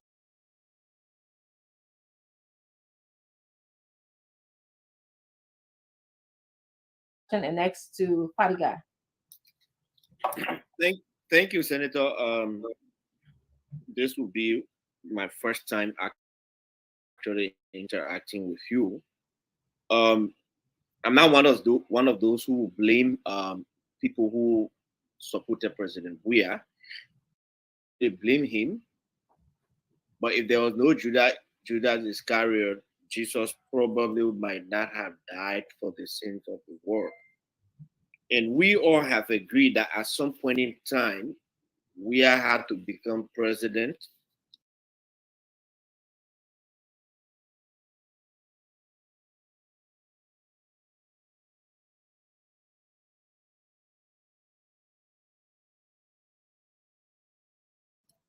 Because it was like a dark cloud hanging over the country. And one day, there were going to be uncertainty. Like it wants to rain, but the rain is not falling. You want to go somewhere, and you keep thinking it will rain, it will not rain. It stifles progress. But here's my question. On Sunday, we were in Bomi, why endorsing Joseph Boakai. He said,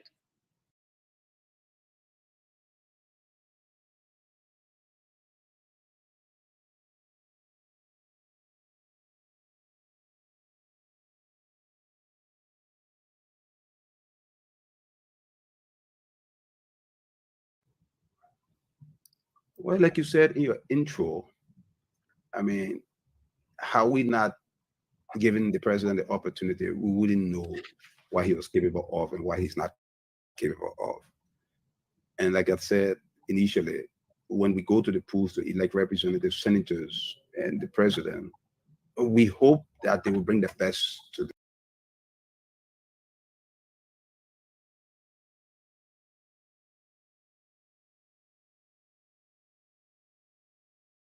my second question. I know there are going to be lots of blames around, oh, you're putting there, you're supporting him. And I say, I am not part of that argument. But here's the argument I'm part of, which I want to know from you. Over the last 2 years, before you realized that the president was no good for the country, Did you in any way try to advise him to say, Mr. President, we are not going the right way. You are going the wrong way. I think we should do it this way or that way.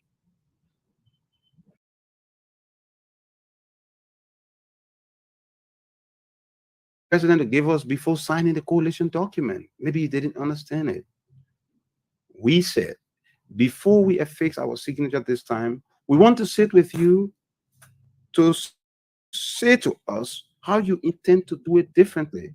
This is our perspective of the economy. This is our perspective of the unemployment. This is our concern. How do you intend to turn the road around? How do you intend to bring new people into the government? How do you intend to correct it? I mean, who are your new advisors? Who do you intend to work with to turn the situation around? That was the opportunity. So when the president said he was not meeting anybody to discuss any such, we should go and sign it.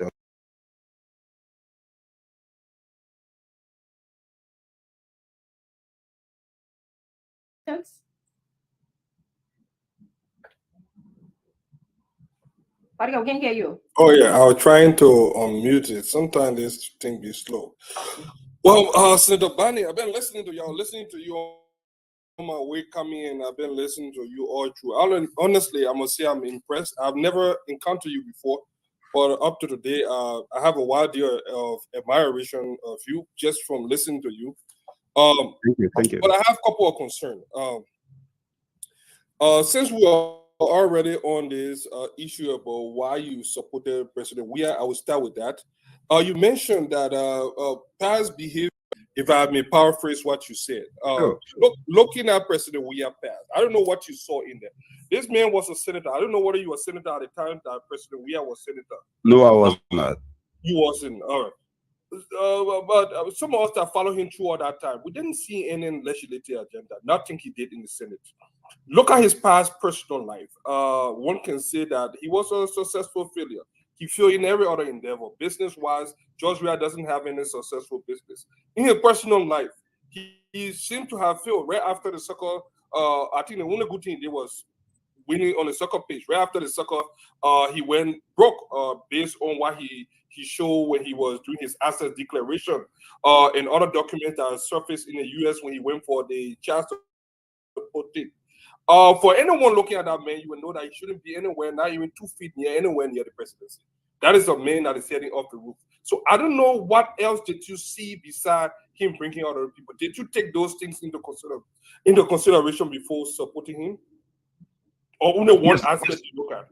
No, I mean, he came across to me as a calm figure, somebody who unite the country.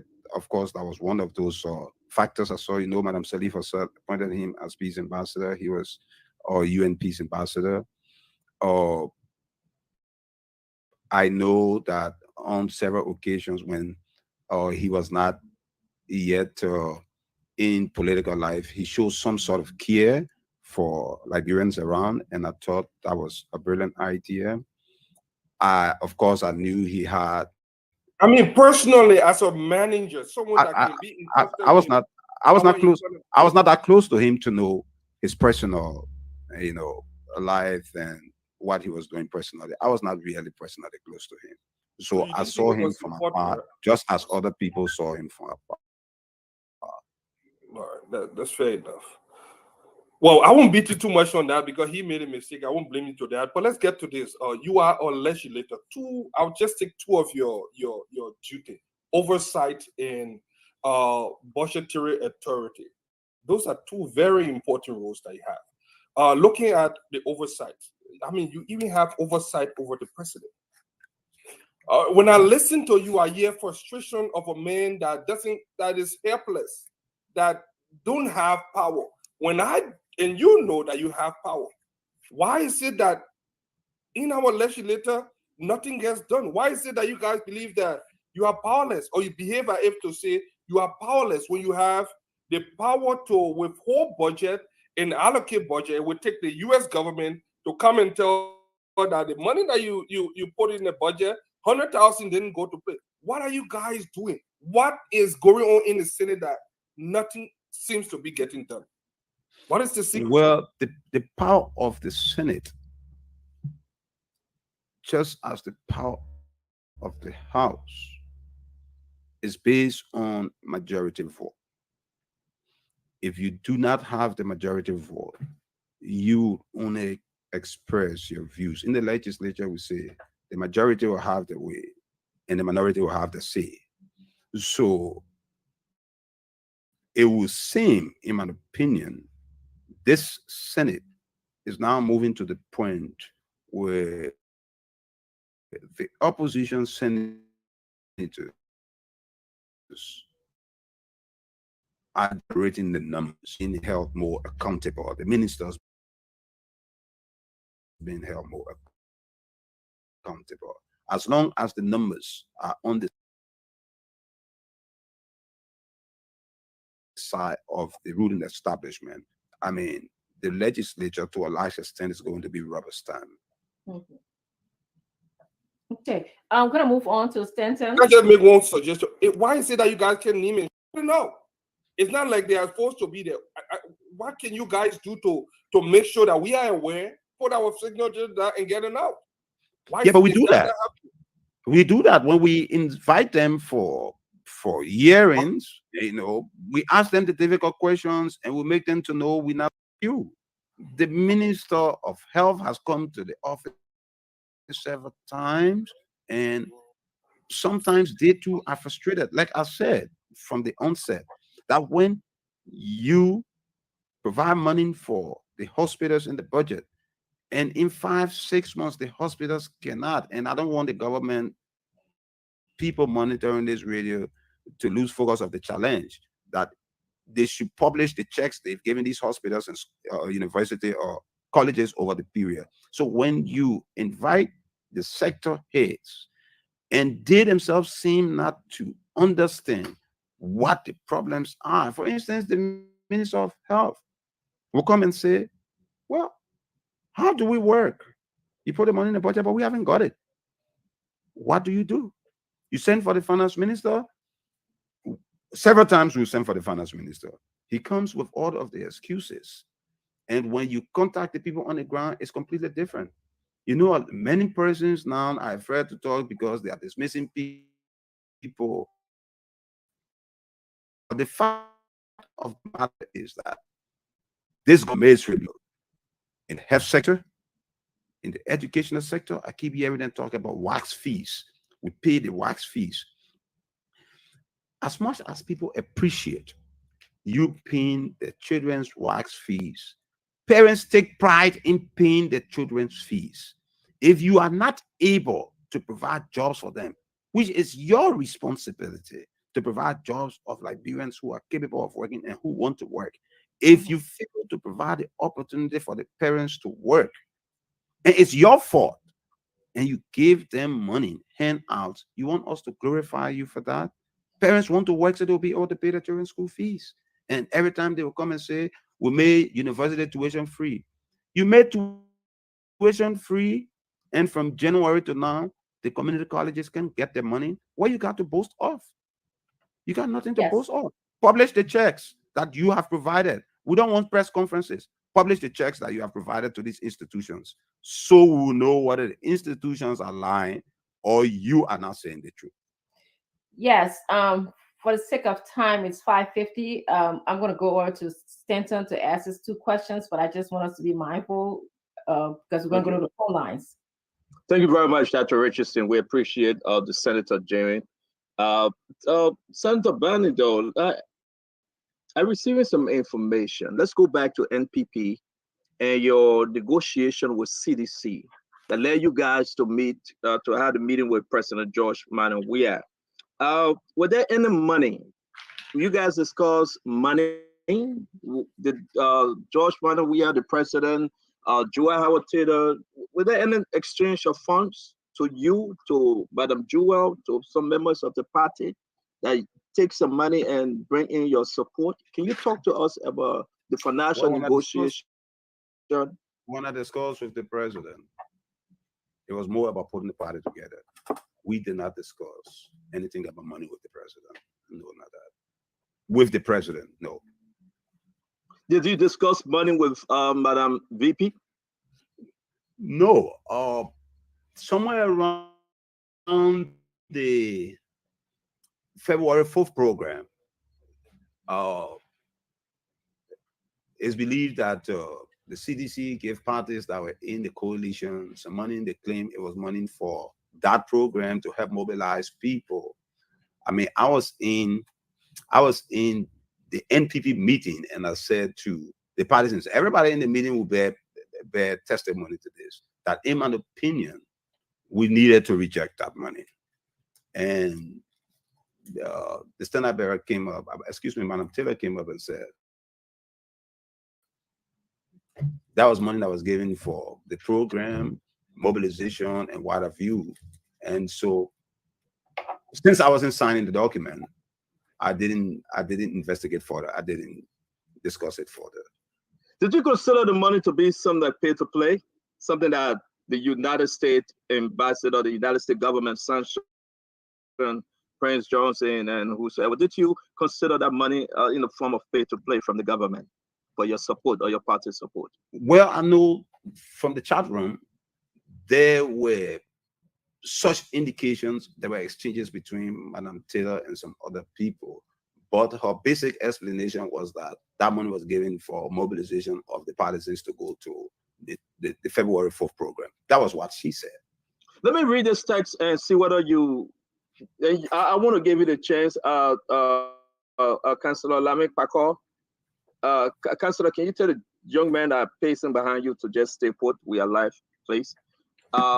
Let me read this text. It's very important for me too. 1 minute while I read. There you go, Madam.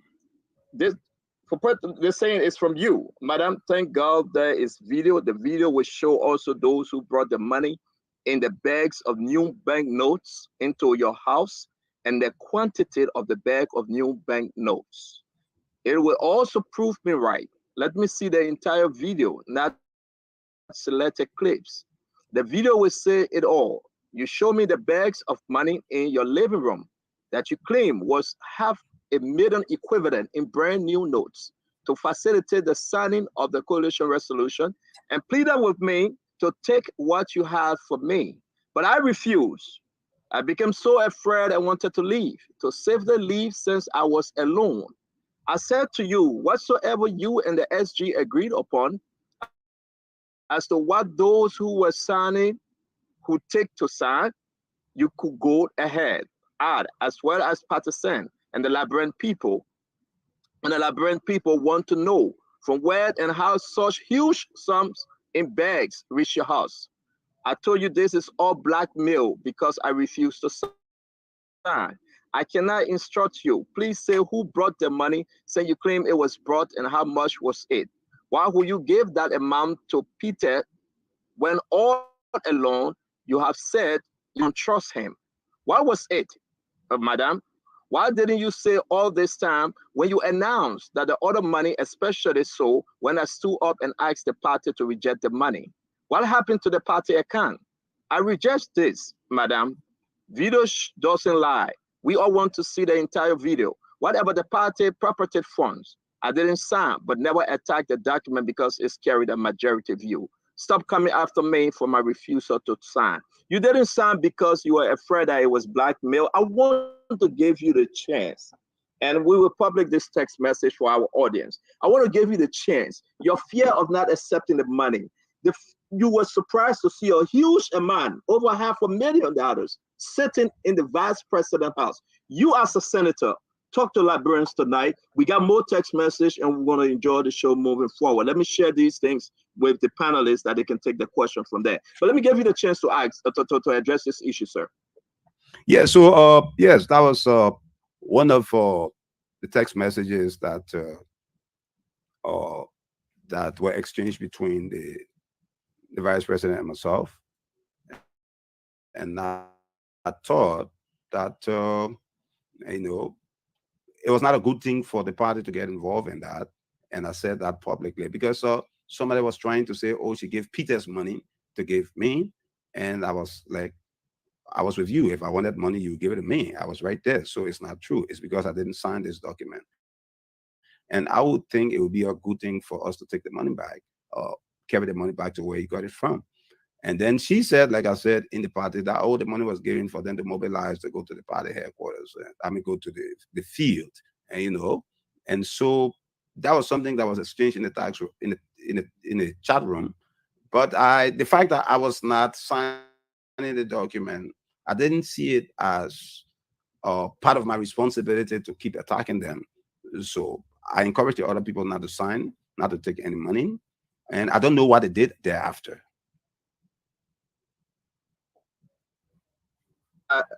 I'm sorry, sir. I know I got to give Eugene a chance. I got a lot of messages here, and it'll be very interesting for the audience to know. We are saying you are crying, refusing the money, and saying, listen, I don't want to have nothing to do with it. But you also talked about the fear for your life. I was alone. Speak to us from that position. What do you think? Something was going to be happening to you? I mean, well, in politics, you need to be mindful. I think at that particular point in time, they knew I was not prepared to be a part of the document. And I thought I needed to be a little mindful. And so, yes, to some extent, I wanted to get out. Yeah. What become of the money finally? I beg Dr. Richardson. It's important for us to talk about this money issue. What did Madam Vice President tell you about this money finally? Did she put the money in the NPP account? Did they enjoy the money? What become of the money from your party? No, that money didn't go in the NPP's account. Like I said, what she said to the body when I said, let's reject it. And I said, I said it sincerely. I really didn't want us to get involved in that. But then she said it was money that was given for mobilization for the partisans across the country to come and go to the ATS and be a part of the program. That was what she said. Who gave the money? CDC or your party collected the money? Well, she didn't say who gave the money. I was also concerned about it. You saw the text, but she didn't say it. And so I didn't push for it. Especially so, like I said, I was not signing it. I didn't want to be seen as somebody who wanted to wreck the entire thing because I was not part of it. I didn't want to do that. So I just disengaged.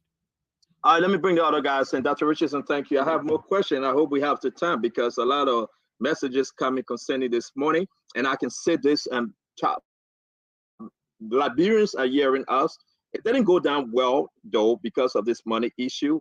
And now it's a lot of different conversation. I will pass the text messages to you guys. Something about the money that drew Madam Joa Howard Taylor. If it is true what Senator Barney said, the money was in her living room, over $500,000.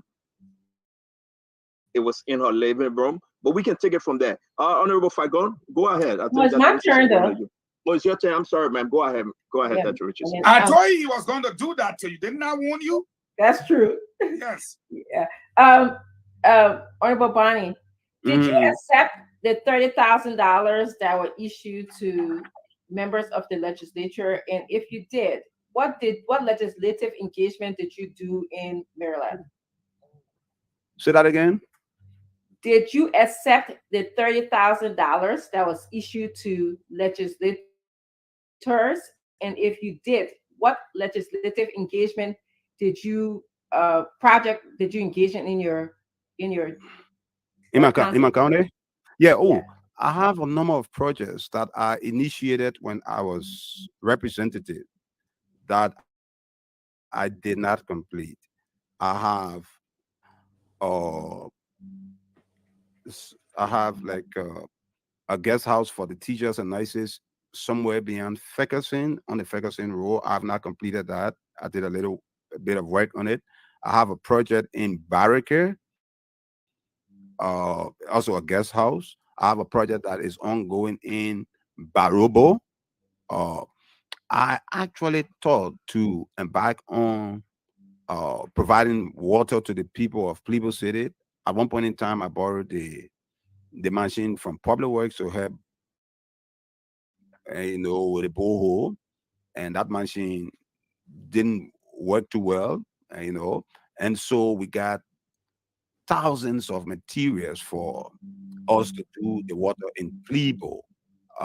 At this particular point in time, our major problem is the machine to do it. Public Works has just one of that machine, and you can't get the other ones to go. I had to get it on the ship. So we have a lot of projects in the Southeast that we are involved with that we haven't completed. Barabo or Barricade, Pula, Plibo, a lot. Yes. Do you think that legislators should be engaged in doing projects that the executive branch should be doing? Well, I mean, if that's not what we're supposed to do, but if the money is budgeted and they ask the legislator to do legislative engagement, on Madam Salif, we did. Or we didn't do it directly, or we did it through lease, but there were money set aside for legislators to do some little projects. And for me, I guess the point is the money should actually be used for intended purpose. And that's the point. And once people got involved in doing those kinds of projects with the money, and they really don't eat the money, then of course, there's some consideration. But as a matter of fact, we discontinued that because there were a whole lot of other people who couldn't explain what they did with this.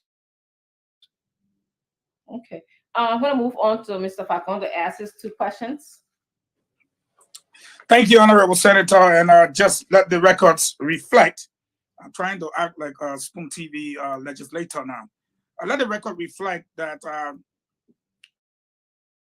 President Weah played for AC Milan, that was bigly owned by Silvio Berlusconi, whom Stanton informed me was sick today. He's the former Italian Prime Minister, co-owner of AC Milan. He's a billionaire.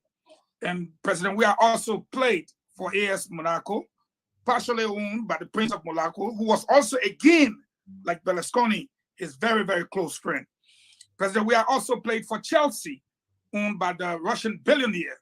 So, and a lot of sports figures, that includes whether you say Drogba and all those people, they own multi-million-dollar companies in their countries. So let's set the record straight that indeed, Weah could have used that leverage. Many football clubs pay their people over $100 million today. So even $2 million worth of investment in our country is nothing. Compare again to the big clubs with whom he had contacts.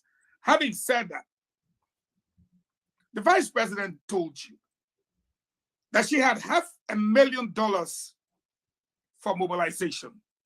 This is money you saw in her living room. And she clean.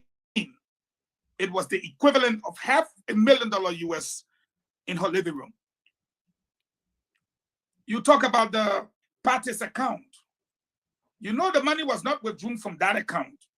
And I agree with you, you didn't care much to ask her where she took her money from. Again, $500,000 today. Hospitals have got no medications. They've received no checks for the last 5 months. Clearly, would you support an inquiry to bring my vice president to book on the issue of such a huge amount of money for mobilization as chairman of the NPP?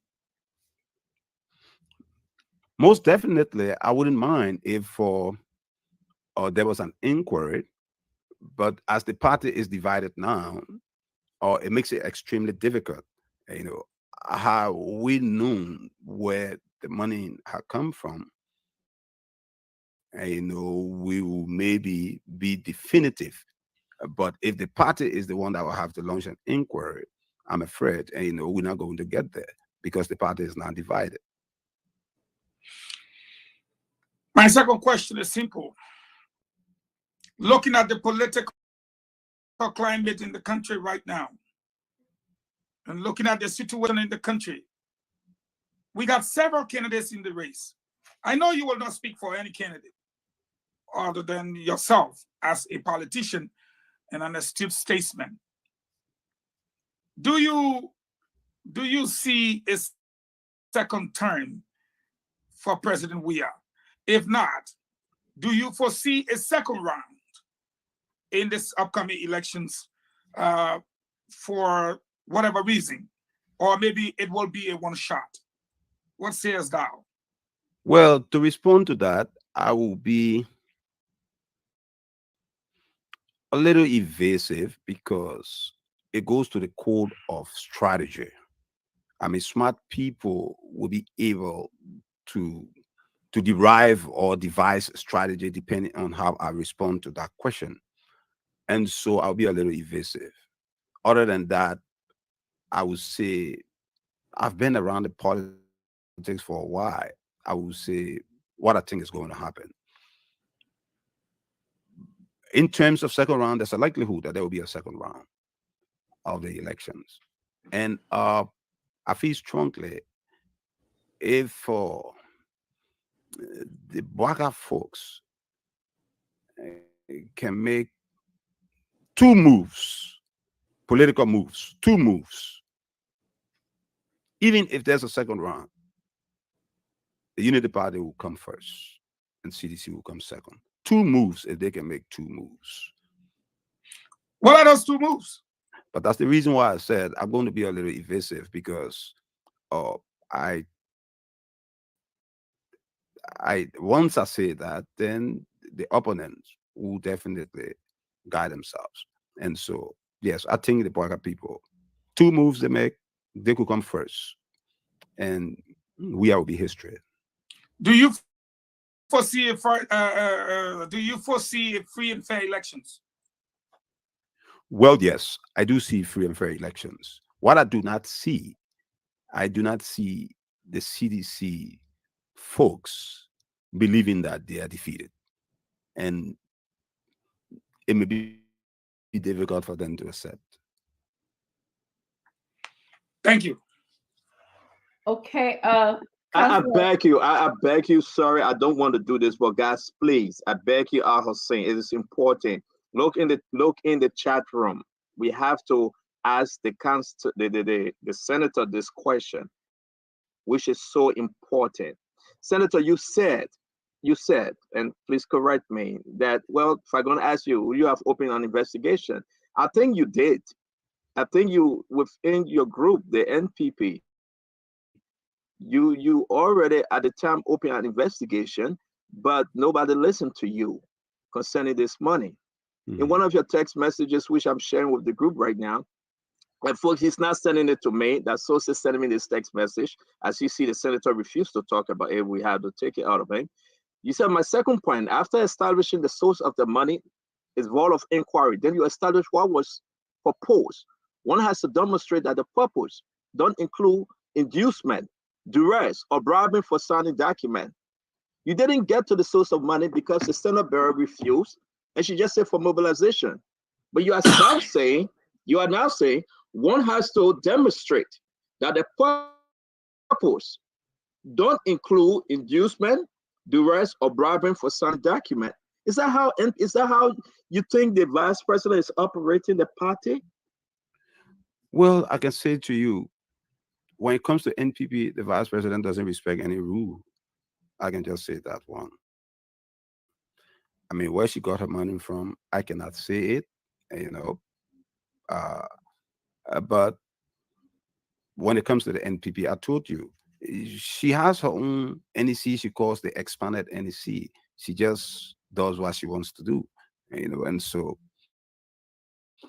and that's the reason why I guess those of us who didn't sign, I completely removed from her cycle of influence, you know, because we think there's a little bit of lawlessness taking place there, and we don't want to be a part of that. I told you, when I visited foreign missions, they were particularly concerned about how the NPP will conduct itself with the perception that the Taylors were controlling the party and running the party the way they wanted to run the party. And so once we started not going by the laws of the party, and Mrs. Taylor started to take what she wanted to do, and too many things were not clear, then of course we just decided, you know what happened, as opposed to fighting. Since we have separate political directions, they can go where they want to go, and we will go where we want to go. Real quick before the guys come in, NEC is the only authority to order money to be paid against our leased property. This is from Chairman Moba from NPP. Now, it is important to know that, as he's saying, I take this very serious, more than the 15.5 million.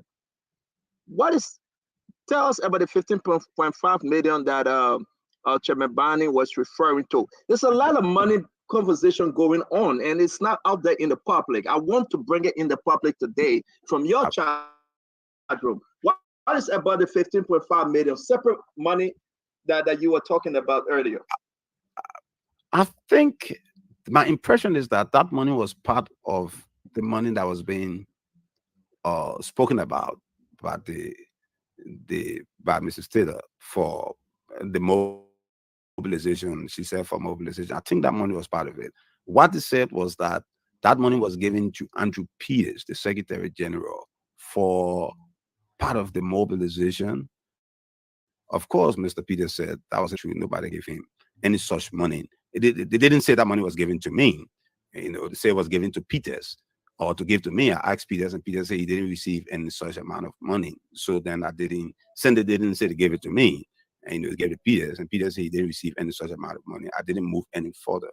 Yes, when it comes to the party property, we have a property on 5th Street behind the Total gas station, and the party collects some money from that property. I think in the tune of 7,200, something like that. It goes to the party's account. And of course, I'm not signatory to the account because I want to be able to ask questions. So Peters was Secretary General or is Secretary General.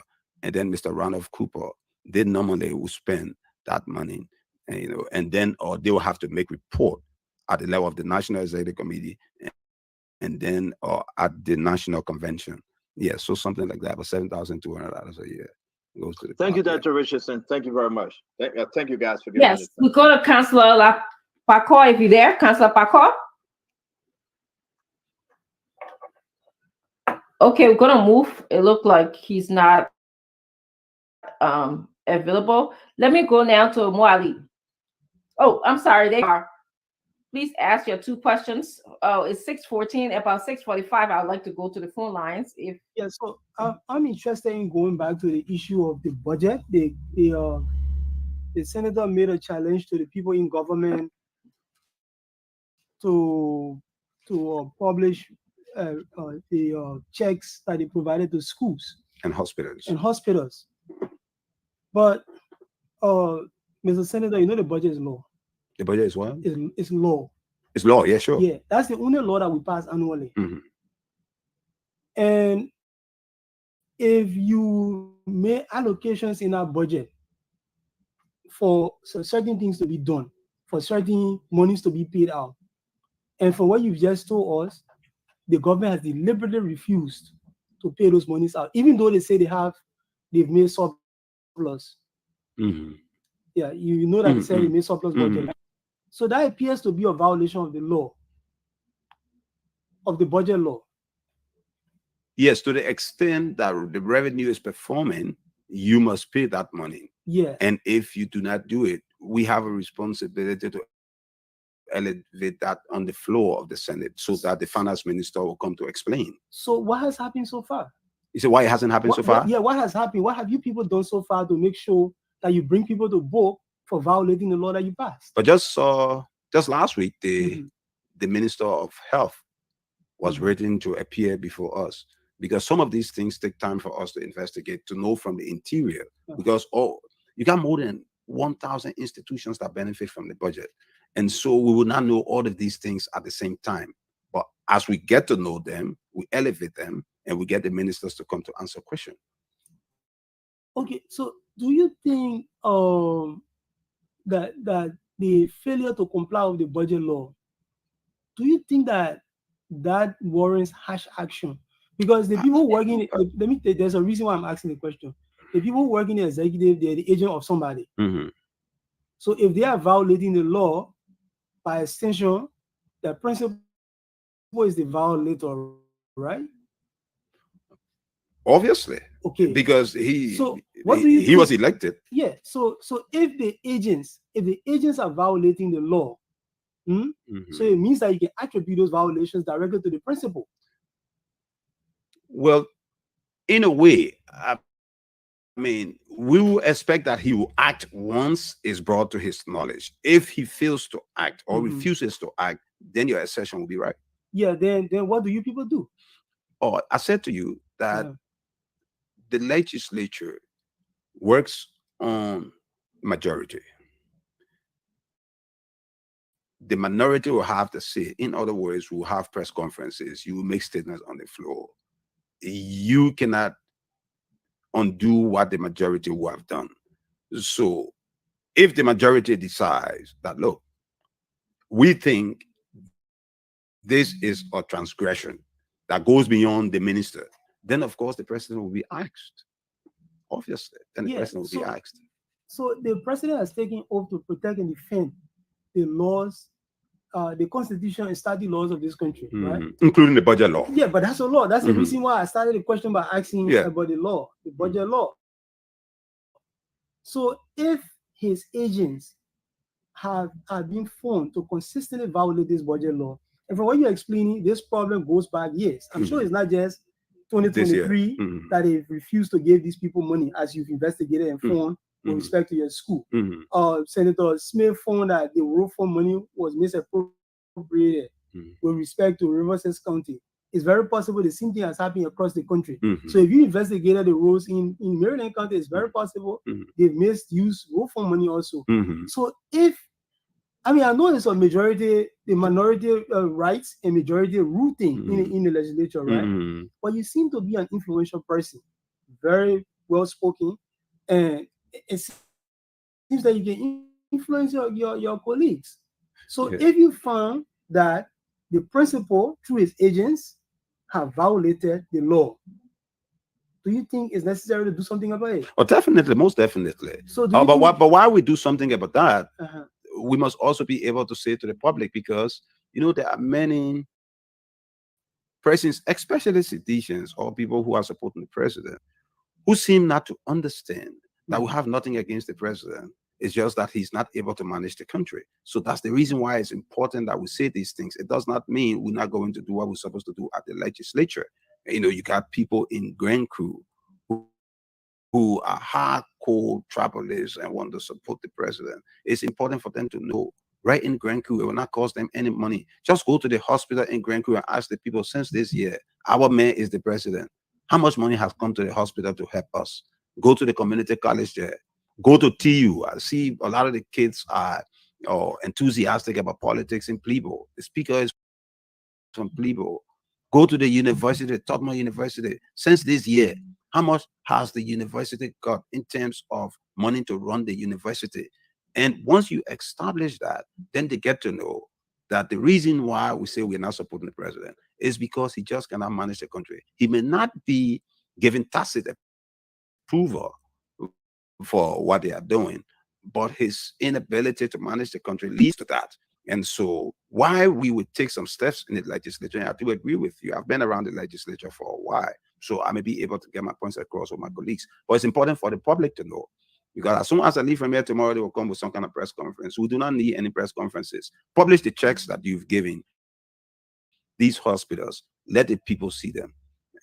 Publish the checks you've given the schools, the universities, and you will be shocked to know that what the people in these counties have told us is that since this budget was passed, this government does not know how the hospitals are run. They haven't given the people any money. Which committees do you sit on?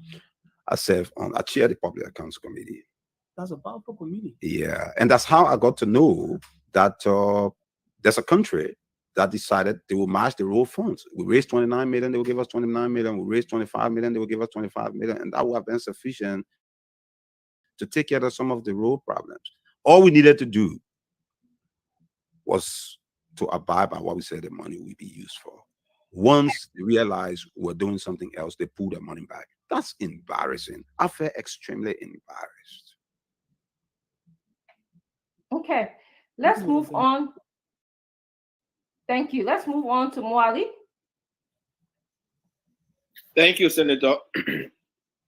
I heard you talked about the country needs to be rescued and first before we can fix it. And I'm hearing more senators now in the Senate talked about rescue.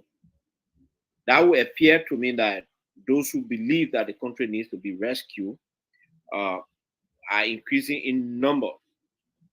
How can we, you the senators, use this increase in number to make the Senate a more robust institution than it has been? Yes, we are. Before I came on the show, I talked to Senator DeLone and I said, there are some financial instruments that are coming, and it would be a good thing for us to not rush into or passing on those instruments, because it is my understanding that the CDC government has taken our debt portfolio to almost $2 billion. When Madam Salif left after managing the country for 12 years, we were just around 800 million. My understanding, and I stand corrected, is that as a result of instruments that we have passed for the legislature to borrow, Liberia's debt now is gone to $2 billion. And last I checked, it was we cannot see the returns on that money. I mean, how is that impacting the people? The CDC has been in government, has been in power for just 5 years. And so I was saying to Senator DeLong, now that the numbers of the senators who are beginning to look at these things more critically, the senators are growing in number. It's important that we do not rush to passing any additional financial instruments. So yes, we are thinking about that. We are thinking about transforming the number into benefits for the country. Thank you. Let me go to security. The president once said they cannot provide security for the citizens, and he even asked us to purchase our own how you call it, CCTV camera. And many of us cannot afford it. We've seen unexplained deaths in the country several times. Talked about the full auditors, talked about people working in the financial sector. And, as vocal as you are, I've not heard you spoken about those issues. The opportunity now is there for you to tell us, what are your thoughts? Well,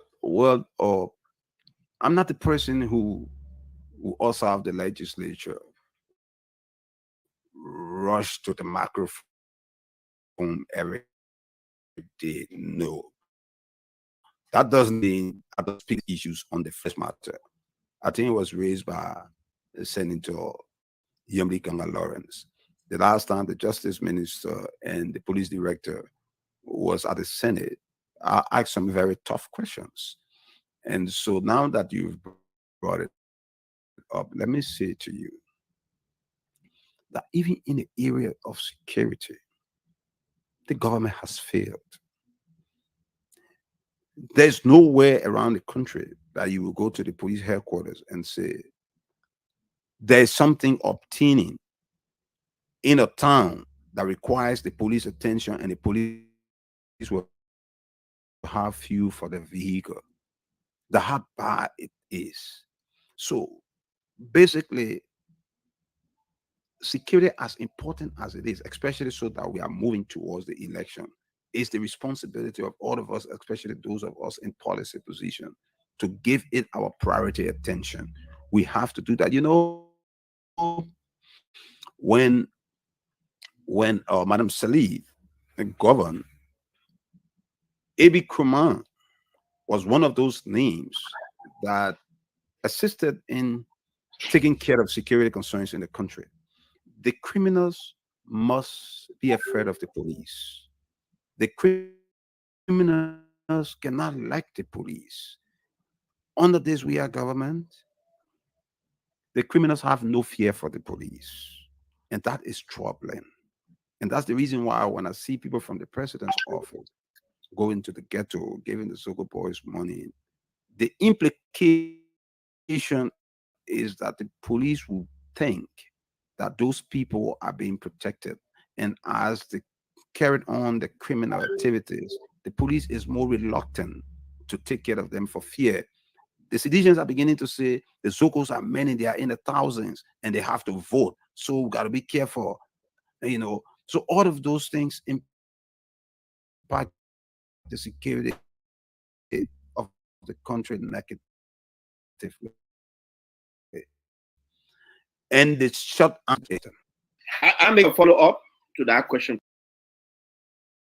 please. And since you touched on the issue of the same security and correlating it to the Zogo and the increase in the drug uses, how can you reconcile the increase in the consumption of narcotics, illegal drugs, to security? Oh, there's a correlation. There's a correlation. When people who are on substance get high, they are more, the people who are around them are more susceptible to being hurt by them.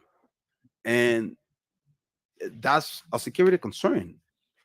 And if those people who are on substance have no fear for the police, or the police is not adequate in terms of being able and prepared to take care of the situation, then there's a breakdown of law and order, there's a breakdown of security.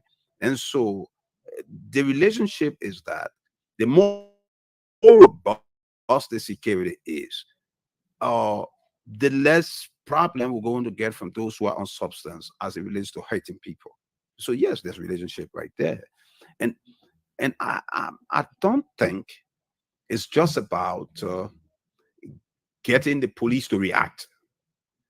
We have to have a government that prioritizes prevention. The country now has been reduced to a place where the people believe around the world you can bring drugs into our country and nobody's going to be held accountable, even if the drugs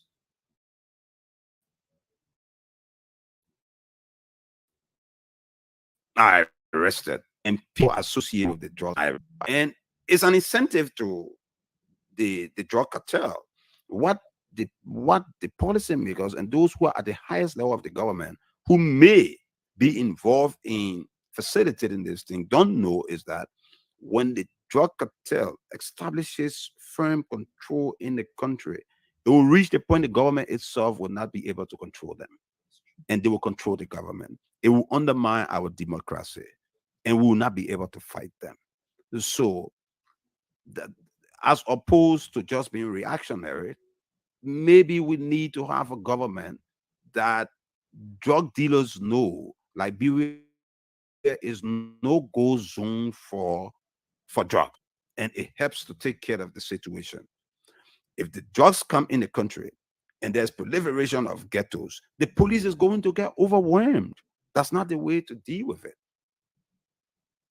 Yes, we're gonna move on to Mr. Fadiga. I just wanted to add that when people are addicted to a drug, they will do anything, including committing crime, to get their drug of choice. So yes, your correlation about drug and crime is correct. Fadiga, please ask your question, please. All right, man, the conversation is going good so far. I know. Can you come back tomorrow? Honestly, I could go on forever. Say that again. I hope we listen to. Can you come back tomorrow? Oh wow! No, honestly, I'm enjoying the conversation, and I'm gonna. If Dr. Francine can beg you to come back tomorrow, you're the first person she's ever done that to. Thank you.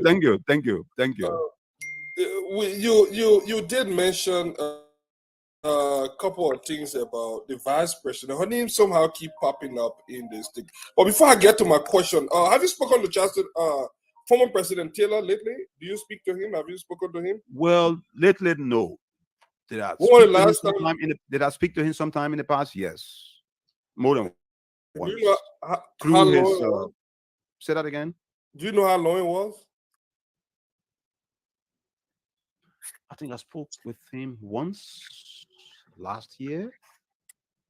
That's And close. I spoke with him maybe another time the year before, or through one of his daughters, and it was more or less how's everything. And like I said, he doesn't know me like that because I was a public school teacher in Maryland when he was president of Liberia. But I think sometimes he gets excited and happy with the way we try to manage the party, and sometimes he's just concerned. So yes, on one or two occasions, he will talk to me about Maran, and he's talking to a family member. Yes. Oh yeah, that's good. So see, Charlene is one of the executive, his daughter. A couple of years ago, she went against Madam Taylor, and she supported, raised the hands of Henry. Is it Henry Yala? She and Melvin Cole. I think 2020 election when she raised the hand of. Let me see. I will find the person here. I think it's Henry Yala. Henry Not yet. Yala. Can you hear me? Yeah, Are we you hearing can me? hear didn't you. That's Henry. Okay. I didn't get the question. All right. So a couple of years ago, I think it was 2020 by election, she rose the hand of Henry Yala. At that time, she and Melvin Cole. I don't know whether you are aware of that. Where I'm heading with this is I wanted to know: does former President Taylor still have influence in the MPP? Do you No, believe? no. I spoke to that. I told you at one point in time that was the belief around here.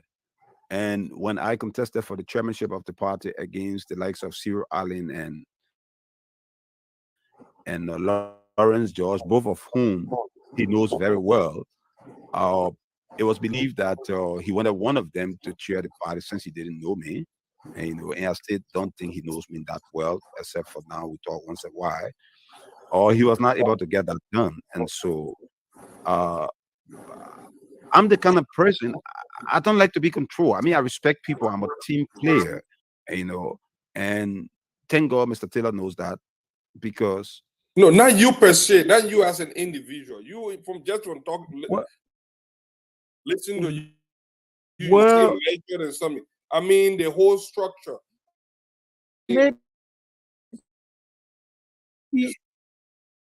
maybe he hears something done in the party I don't or doubt it's possible. But maybe in terms of saying who runs on the party ticket or who we should support, I haven't seen that.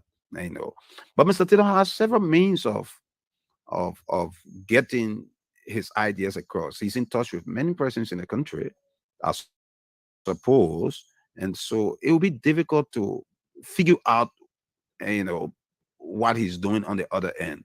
But through the leadership that I preside over, no, not that I know of.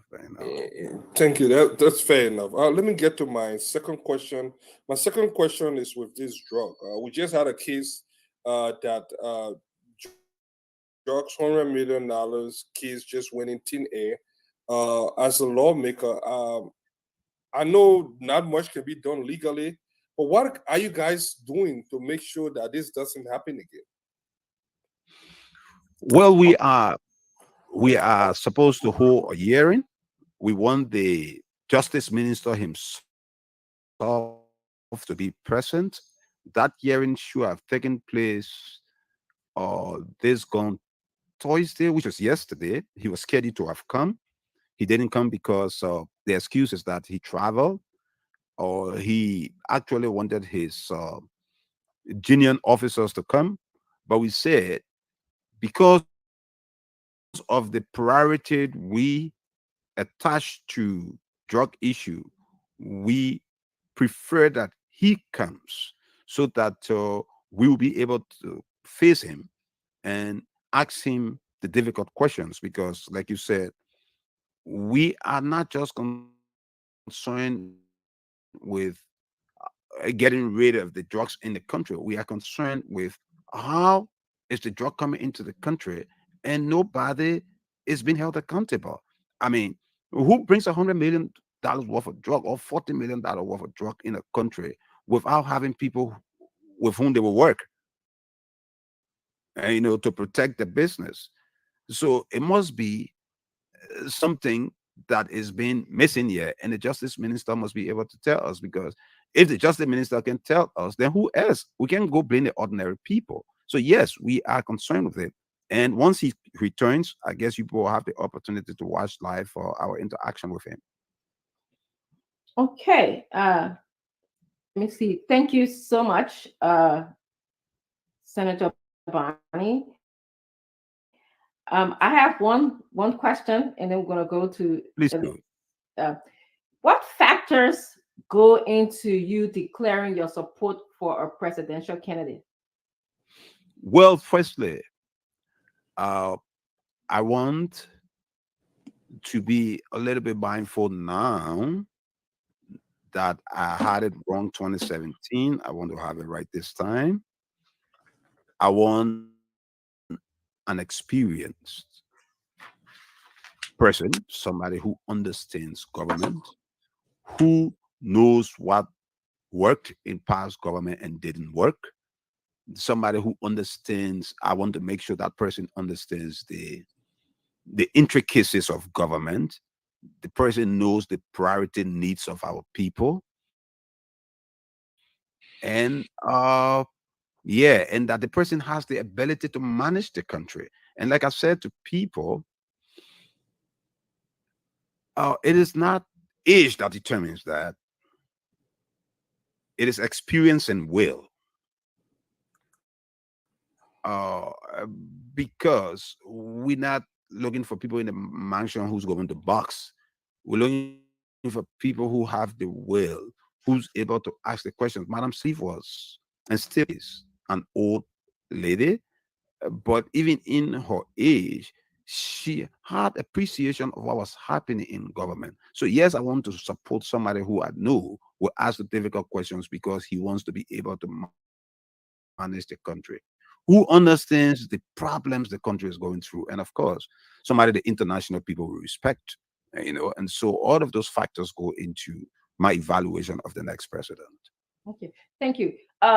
Guys, is it okay for us to go to the phone lines and then? No, we have one quick question from the public. They want to know about the money that was printed and that was meant to replace the legacy banknotes, which happens to do the mutilated banknotes. And now, all the money came into the country. The old ones are still there, and the new ones, we're seeing them in pickup trucks, being hauled away by party officials and what have you. They want to hear from Senator Bonnie two things. One has to do with the new group of opposition senators. If you like, you don't have to call them opposition senators, but a bloc that is growing now to protect the interest. You printed this money. You gave that authorization for it to be printed. It was meant for a purpose. What's going on? The people want to know. And so on that front, the legislature has invited the hierarchy of the central bank to appear before the Senate. We are eager to know at what point in time, want to make sure they say to us definitively, by this time, the old money will be out and we'll be dealing with just the new money. We want to know what kind of mechanisms are put in place to make sure there's not a loophole in the banking system from which people can just siphon money, take money, and just go around the country, divide the money. Look, I would say between you and me, that's a genuine concern. It's unusual, it's unheard of in our country that the ruling establishment will move from county to county and dish out millions and millions of dollars in an unorthodox fashion. I mean, it's unconventional. You can do that even if you have the money. I mean, there's no fear. You can't do that. Why you think the people's going to think of the country? You go to Maryland County, you said those who go into support the president, or for you people to support the president, we're giving 10 million. 10 million is about 65, 70,000 United States dollars. And the professionals are in the county, at the hospital and the schools making sacrifice. And they see you dish out the kind of money. You move to the next county, you do the same. And the professionals are there. They know that the hospitals don't have money, the schools don't have money. And by the time you cover the country, do you know how much you would have dished out in such unconventional way? I mean, don't you think it tells us how you govern? I mean, I don't understand the rationale. I don't understand the strategy. Or maybe they just don't care. Once the people are happy and they get money, they can vote for them. But we have people from other countries who are in our midst, the foreign missions. They know those things don't happen in the country. So what's the president thinking about? I mean, I don't get it. All right. I don't get it. Yes, Stanton, you And, have and about the new voting blog, are you a part of that? And do you support that new blog? Most definitely I am. And we Stanton, go yeah. into, I'm sorry. go ahead. Yes, so Senator, man, thank you very much. I hope we can have you every week, man. But I just want to ask this question, though. It's very important. Everything I'm hearing saying tonight is, so you're not supporting President Josh Manaway at re-election. Most definitely. Am I correct? Most definitely, I'm not. And there are many Okay. persons back home who are not happy about it. But at this particular point in time, what do you have in the Southeast to support? Look, let me make a comparison of the Southeastern counties under the Unity Party-led government and the Southeastern counties under the CDC government. Let's begin with Maryland. We supported you as one of our kind. The Unity Party government was the one that brought the Tottenham University into being. For the first time in my life, I saw paved road being done in Maryland. It was under the Unity Party government. The Unity Party-led government connected Harper, that Tottenham couldn't do, or he didn't do, connected Harper and Fishtown. And that road you're talking about, once you pass Plebo from Senator Blebo Brown's place to come to Harper, it's less than 15 kilometers. The market woman will come and sleep there for 2-3 days. So to have the road paved, it changes the life of our people. So Unity Party did the paved road from Harper to Plebo. They did the electricity.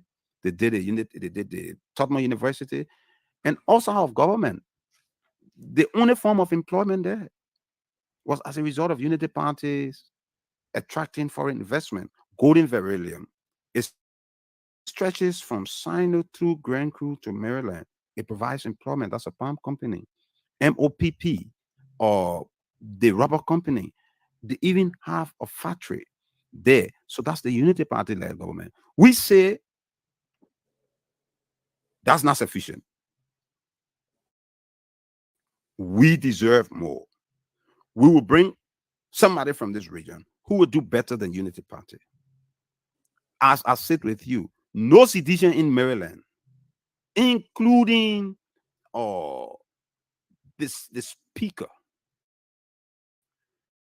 can come to this forum and say one monumental development project, whether it's investment to employ people or is to get roads done, there is not one that I can identify that this government has done. So even the schools and hospitals that they didn't build, they cannot furnish, they cannot finance them.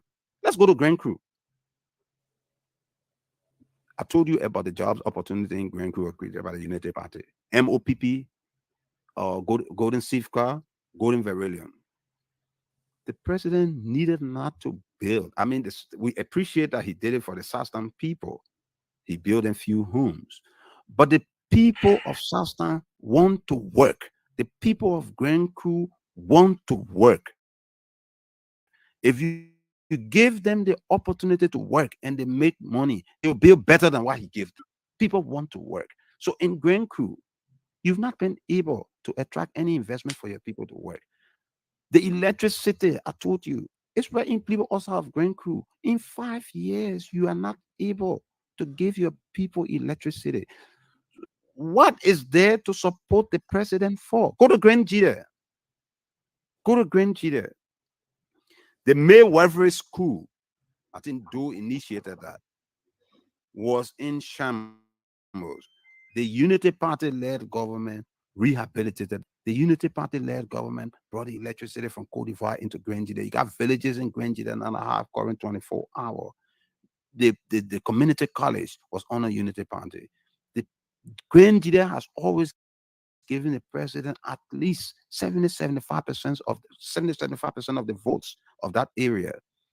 Just attract one investment. Our people who say private sector investment to provide jobs. Our people who call it companies, so that the people will work. This president failed miserably. We say, okay, the road, don't pave it. We're talking Southeast. So what is the reason for me in my sound mind to give the president another chance? People said the president would do it his second term, but we gave you only 6 years. Take 3 years, deal with the people up there, and take the other 3 years, come and do something for your people. So in 6 years, even our road that you made good cannot be used. It's not pliable. And people say, I am a traitor to the president. How will I be a traitor? The president betrayed our trust that we repose in him, for which we elected him. I didn't promise the president that even if you fail your people, I will still be with you. I never promised him that. I did not promise him it. You know, and we must speak the truth that the president doesn't have the capacity. He cannot do more than his best. That his best he has exhibited. And like I said, I beg you, Senator. I beg you, and I know we're going to have you again. It's like we're starting all over. You just said the president have reached his max in leadership? Stanton, that is the truth. But we gave you 6 years. So why you keep your best? We gave you 6 years. That was what you got. The president has demonstrated his best. He cannot do more than his best. I listened to Dillon the other day. He said the president made what, 20, 30 music. This time we're giving the presidency, he's going to make more than that. The president doesn't understand the magnitude of the responsibility he has. Or else he will not want to stay out of the country for even 4 or 5 days. You know, this country is complex. Even Madam Salif, experienced as she was, have to put in all the times, including Saturdays. And the president hardly goes to the mansion.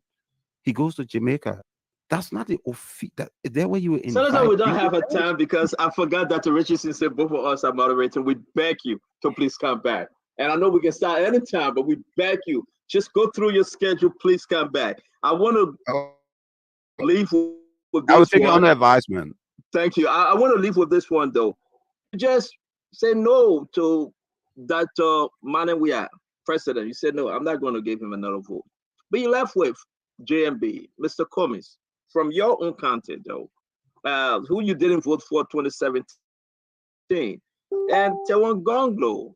Now with the rest of them, but the top 3, are you rooting out again? That who you think you're leaning towards? I mean, what Dr. Richardson asked you the question. What are you looking for? Now you know George. You have eliminated him. He's not on your list. You still got Mr. Cummings though. You still got JMB, and you're talking about Unity Party, everything. And JMB was there with that Unity Party. So where are you when it comes to Mr. Cummings? Where are you when it comes to Mr. Cummings? Then we'll go to Tewan Gonglo, please. Okay, thank you. I keep mentioning Unity Party because it was my hope that we will beat them to what they've done. We were going to do better. And the fact that we failed to do better, what they did seemed to be something that we will appreciate now. That's the reason why I keep mentioning Unity Party. Mr. Cummings, I really do think he has some very good vision for the country. Like Tewan has, like you said, he's from a county. And, I haven't interacted with him maybe more than once. I think I interacted with him once, and that was what, 2016. Since then, we haven't talked. My friend Louis Brown and I talk about the Cummings thing. But on a much more serious note, I'm not going to make decision on the basis of county solidarity or tribal connection. I think at this particular point in time, I'm going to look for those qualities that I mentioned. Does Mr. Yeah. Cummings possess those qualities? Say that again. I talk Does about Does Mr. Cummings possess those qualities? So well, I think he possesses some of those qualities, but among those qualities will be governmental experience. Definitely. Key amongst those will be governmental experience. I mean, I do agree that you have to give the person the opportunity before you know what they will do in government, but sometimes it's connected to risks. This is one of the situations we have. So I do agree Mr. Cummings means well, but I think it's more than what he possesses right now.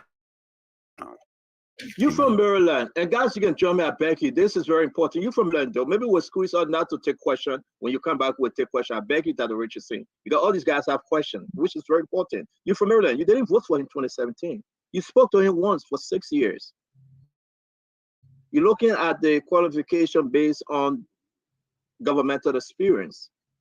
If you're not speaking to him up to now, okay, should he have any hope that you will support him with 4 months to go to the election? Well, I would say to that, so let's wait. Let me make that declaration. And the declaration will answer the question. Like I said to the councillor, I believe when the child is getting drowned, it's always a good thing to take the child from the river. Rescue the child before you take the child to the hospital for treatment. But you confuse her that if you use rescue, because if you say rescue, then I just said Boacado. So are you confusing me? Please do not get confused. Please do not get confused. Please do not get confused. Let me ask a question here. Let me ask a question here, please.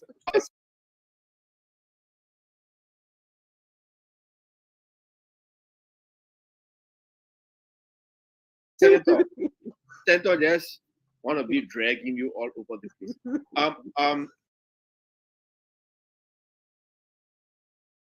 Let's come back to the issue of the NPP. And I know Andrew Peters on our ticket in Reverses. I also know my uncle, Dow Mesga, one of the vice chair. What is the relationship between you and Andrew Peters, and what is the relationship between you and Uncle Dow Mesga? Well, the relationship between Peters and myself is cordial. In fact, he spoke with me just before I entered the studio. I intend to give him some sort of support as he contests for the position of senator in Riverses. Dow is somebody who and I have come a long way. When I was county chairman of the NPP of Maryland, Dow was the county chairman of the NPP at some point in time of Cape Mount. We've come a long way. He's one of those persons I respect. I respect Dow very well. And we have a very good relationship. So yes, both of them and I, we in fairly a good relationship. So a follow-up, will it be aligning with your thoughts when you declare your support for whoever presidential candidate? You guys are really trying tonight. Well, it's up to them. I mean, out for them to be a part of it, but it's actually their decision to make. So Senator Bonnie, you're not bending in, huh? They're not going to get you to answer the question they want to know. The question has been answered. You must rescue the country before you do anything. So we got fixer, we got sweeper, we got car garage, we got accountant, and now we got park car. Be rescued. We must rescue the country. Listen, so we got Chakla 1 and Chakla 2. We got Chakla 1, Chakla 2. We must rescue the country. So I want to just tell you thank you so much Yes. Mr. Hey Bonnie. man, y'all not let people talk to Senator Bonnie. Small self for 5 minutes. They're like, Grandpa, come and get on y'all. I don't want to be here. I'll have the opportunity. I'll have the opportunity to come back. No, but I need 5 calls on- from the Liberian yeah, on people. The the- Liberian people have not heard this man for 5 years. At least y'all getting 5 calls. Senator, your call on that.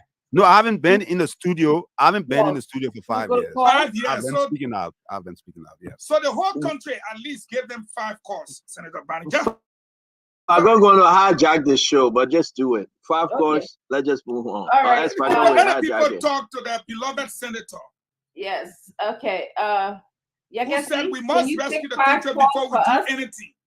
And then the senator make his parting comments, and then we all just take 1 minute doing our own parting comments and go home. Okay. Yakezi, please come back. Oh yeah, you are. Go ahead. The numbers are 0777 77 1075, 0777 77 1075, 0555 101075 to this person. Good evening. I'm sorry. Walk away from your radio before calling. Let's talk to this person. Hello. Good evening. The name where you join us from? My name is Double. I'm calling from Painesville tonight. Let's say you double. I want to say, Senator, thanks for your expose, and this is the kind of person that we're looking for. So we just want to encourage you for everything that you have done, and the people of Maryland appreciate you so much tonight. So the train is moving gradually, so we hope that pray that in the shortest possible that you can join the GNV team. Thank you tonight. Thank you. Thank you very much. Let's talk to another person here. Good evening. How are you? I'm okay. Your name and where you join us from? My name is Ajay Wilson, calling from Damasil. Let's hear you. I've been waiting to talk with my senator. Okay. This time you were not senator that time. You have the problem with your brother in the again. Go straight to the Of point. course, I'm in Morovia, but I have an uncle in Morovia, in Maryland County, who I was liaising with. He's the superintendent for now for the marketing association. I'm not mistaken. And yes, I will agree with him. For me, at that time, I was with the CDC, but now I'm now with United Party. Because we have to, I guess, we'll move some direction too. Because you already said, let's keep it. Let us find a training and move forward. Thank you very much. Thank you. Thank you very much. Let's talk to another person here. Hello, your name and where you join us from? Hello. Good evening. Good evening. Let's hear you. Okay, and let me say good evening to honorable men in the studio. Good evening. Well, I'm Ramsey F. Joseph, and I do join you from Dixon number 5, Monserrato County. Well, Senator, we are kindly asking you, let me just call it short. Like you say, you are a professional teacher before becoming a senator. We are kindly asking you as a young man for this country. I'm appealing to you on behalf of my fellow colleagues to please join the rescue one to help us to rescue this country from the bookers so that our country will be free from drugs. Our country will be free from criminals.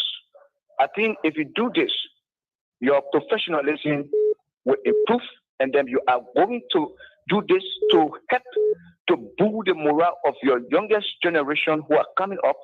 At least that integrity will help to improve life tomorrow, in sense that they will be coming up, say, yes, this person from Senator Bandy home, this and that, they did that during that time. Thank They you. were the one that helped us well. But we kindly ask you to please join the rescue team. Thank you very much. Let's talk to another person. Hello, your name and where you join us from? Your name again? Calling from Dora. Go ahead. Well, thank you, Senator Bani, for your great expose. You know, you are fearless man. We understand when mentoring your track record. For the time you became representative 2 times, you won as representative of the people of the country, and you represented them. So, Senator Kante, it means that you are a stakeholder in the you are a Johnny Jaskan in the grand quality. You are granted. So your voice got weight. It's like a mandate that move in the direction of the Liberian people. So what you are saying tonight, we agree with you, and we hope you will join the rescue team. Thank you. Let's talk to another person. Hello, your name and where you joining us Last from? call. Yeah, good evening. Good evening to the outspoken Senator James Bali, Thank you. Senator of Maryland County. I am Dominic Frank Jr. Fumli from Cornwall, New Georgia, as my resident this evening. Let me say thank you, the Senator. I've realized that we all, you join us as a young people to damage this country by electing George Weah as president. But thank God, they say what man changes. Thank God all of us are rectified our mistakes and trying to make sure that we take this government from power and bring rescue ones. Let me just say something quickly before I travel land. Yesterday, the JMB will be in District 15 tomorrow, Saturday. I was part of the publicity team when we were 1 minute received on the field by people. Let me say something. Liberians are resolved taking the corrupt people from power. We are resolved already. When the young people destroy this country, and the young people are resolved bringing this country back to the right trajectory. Thank you. Thank you very much. Okay. Thank you, Yegesi. Senator Bonnie, can you please make your parting comments to us, and then we'll let you go, and then we'll just make a 1 minute summary. Let me say goodbye to you by saying thanks for giving me the opportunity today. I really appreciate it. I hope I can be invited to come back sometime soon. The country is at a crossroad. We need to actually rescue the country. It's not a joke. The country is diminishing in every direction. People should not see 1 or 2, 3 roads being done and assume that the country is moving forward. We got 33% of the population, or the voting population, in Monrovia. They got to make decisions that will improve the lives of the brothers and sisters in the interior. Like I said to the officials of government and the citizens, it's not time for you to rain innuendos on people. All you have to do, prove me wrong. Publish the checks that you have provided to the health centers since this year. Give us the checks. Publish the checks that you've given to the health centers, the learning institutions. Tell us how you intend to make our road possible so our people will vote. The government is a complete disappointment. We regret, that the country has come down this road. We hope we can use the next election period to correct it, and so that our country will rise again. I appreciate it. Thank you very much for the opportunity. Thank you. Thank you very much. Hope you can come back again. Please consider that. Okay, I'll take it on advice, man. All right, thank you. Okay, colleagues, we heard Senator Bonnie. It was quite impressive. I'm going to start with you, Stanton, to give your parting comments, just at least 1 minute each, so we can go home. Thank you. I see that Councilor Lamy shaking Senator Bonnie hand. He's still not joining you. Councilor Lamy asking for a special meeting. Support. He got to convince him to go behind one Gonglo. Councilor, we can give you a chance. You can come back. Let's give it. Oh man, we're not hearing you. We're not hearing you. You put Councilor on. Let me deal with him small. Unlike them who've been groveling at the senator's feet, asking for his support, I'm not going to do that. I mean, if the senator wants to support. I mean, I mean, so do my closing. You're not you, man. I mean, so do my closing. If the senator wants to support somebody who will transform his country. But I mean, do my closing, Councilor. Let me do my closing, Councilor. Ask for my comment and so I'm making. No, let Councilor close and go home, man. Yeah, let me close, and then you can take the rest of the time to do your closing. So, unlike they who were groveling at the senator's feet, asking him for his support, I mean, we'll do nothing of such. Senator Bonnie comes across as a very fine gentleman. He comes across as someone who understands the issues, even though he sold a very bad product. If I may borrow from Brother Fadiga, he sold a very bad product to the Liberian people, and now he's trying his best to walk that back and try to attune for the errors that he made, which is a good thing. I mean, I hope, like the way Fagon has done it also to try to work it back and tune for the errors he made, the same thing. I hope plenty of other people around the country will do the same thing, because the country is dying. It's really, really dying. And I mean, as I tell people all the time, this country, one more year of these people, one more year, the country can take it, let alone talking about 6 more. So we have to look around ourselves. We have to make the best decision. I believe, and the silent majority of the people in the country believe that the best option to move the country forward is Councillor Teong Segonglo. He's put his cards on the table. The senator was talking about governance experience. Nobody can say Councillor Gonglo doesn't have governance experience. He has a lot of it dating back to the interim government in 1991 and serving in the St. Leaf administration. I thought you were not asking for the mayor support. You running campaign or software now. More. You know, the good thing is that even you know that we have the best option. Even you know that. So it's not a bad thing for us to tell the public about it. So, and I will close by saying that with all fun aside, Liberia is in a bad state. It's in a really, really bad state. We have to tell all our supporters to stop being in the echo chambers, because they all want to only hear what will make their souls to feel relieved. We have to move away from that. The soul of this country is at risk. If we made a mistake of preventing a choice to the Liberian people that will cause them to go and say they want to choose, we are in trouble. I think I'll just start there. Okay, thank you very much. Thank you. The message mic went off, so thank God it went off. But it's always good to have Councillor Lamin on the show. I miss Gibson today, and I hope that we can have Gibson in studio more. I want to say thank you to all. Listen, a great show, guys. A wonderful show. Imagine, for a very long time, the senator came and he spoke well. Our country needs to be redeemed. The nation needs help. Whatever you may find yourself tonight, just think that Liberia deserves better. And I hope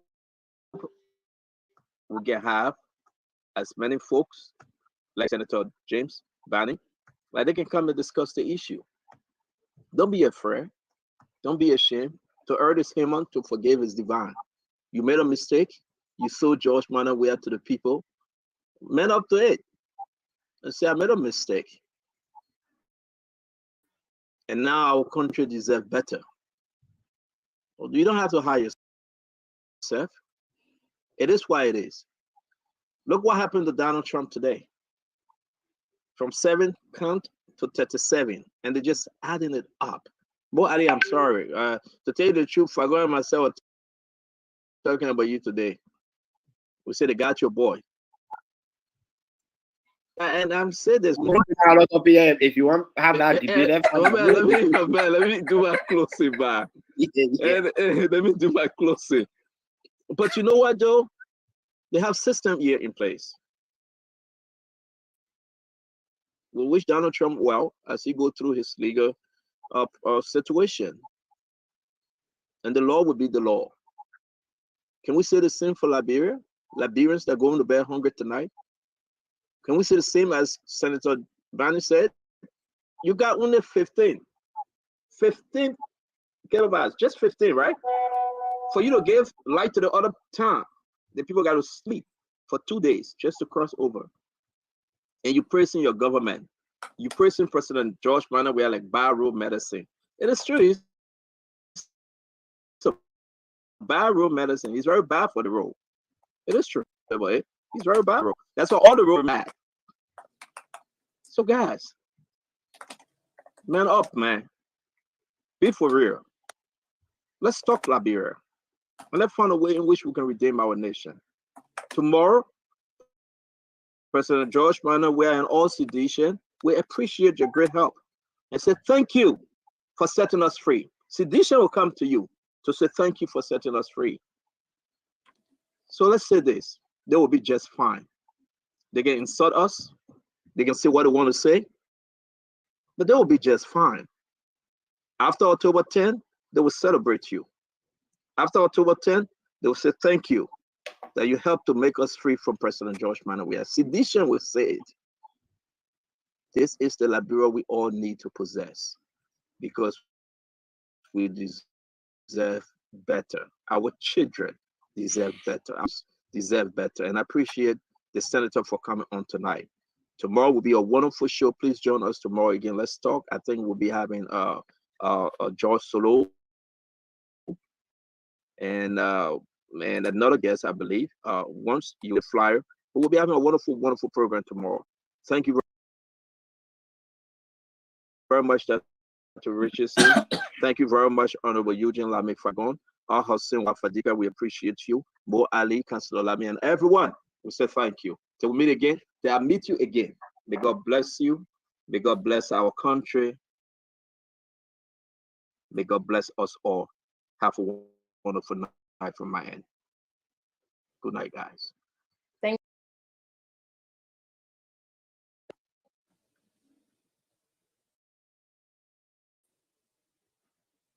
Thank you, Dr. Richardson. I thought it was a very good show, and Senator Barney responded well to the questions.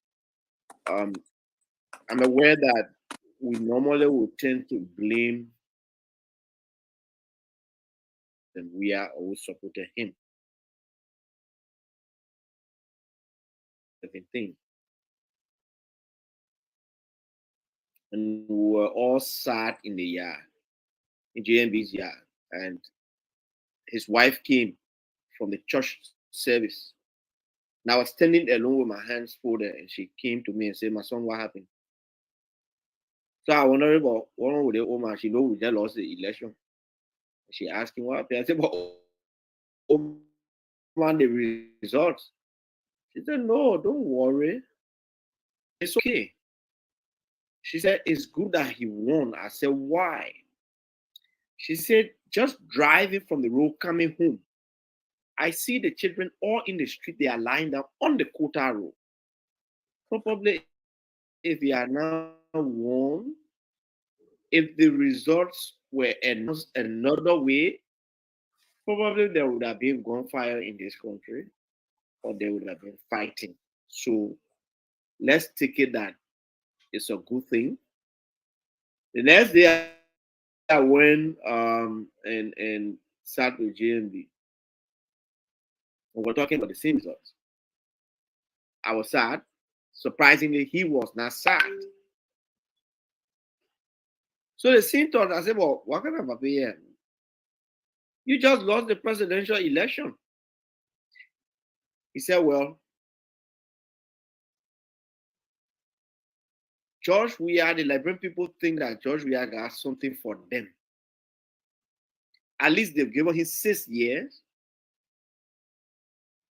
It's now time for George Weah to give to the Liberian people what he has." And I thought that was a prophetic saying, having lived under the Weah government for the last 5.5 years.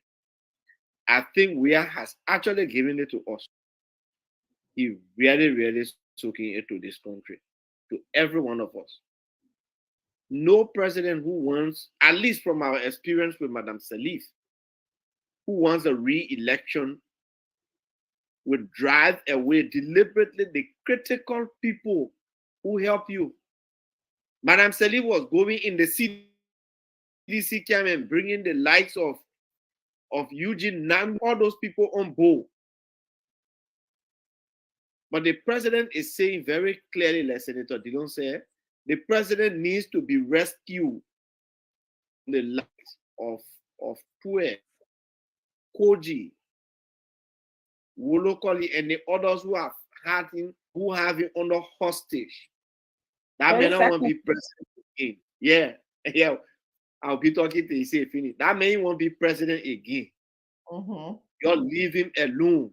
Let him go lay down and enjoy whatever he got. If we audit their government and we're supposed to take some from there and say, "Cool, we do so," but the law takes it. So not the president. We have to go. Thank you. Thank you, Mo. Fariga. Well, it was good having Senator Barney. He's very eloquent and he seems very genuine. Now, one of the things that I saw, one of the things in my line of work, you can know when people, I mean, politics aside, politicians can be fake pot.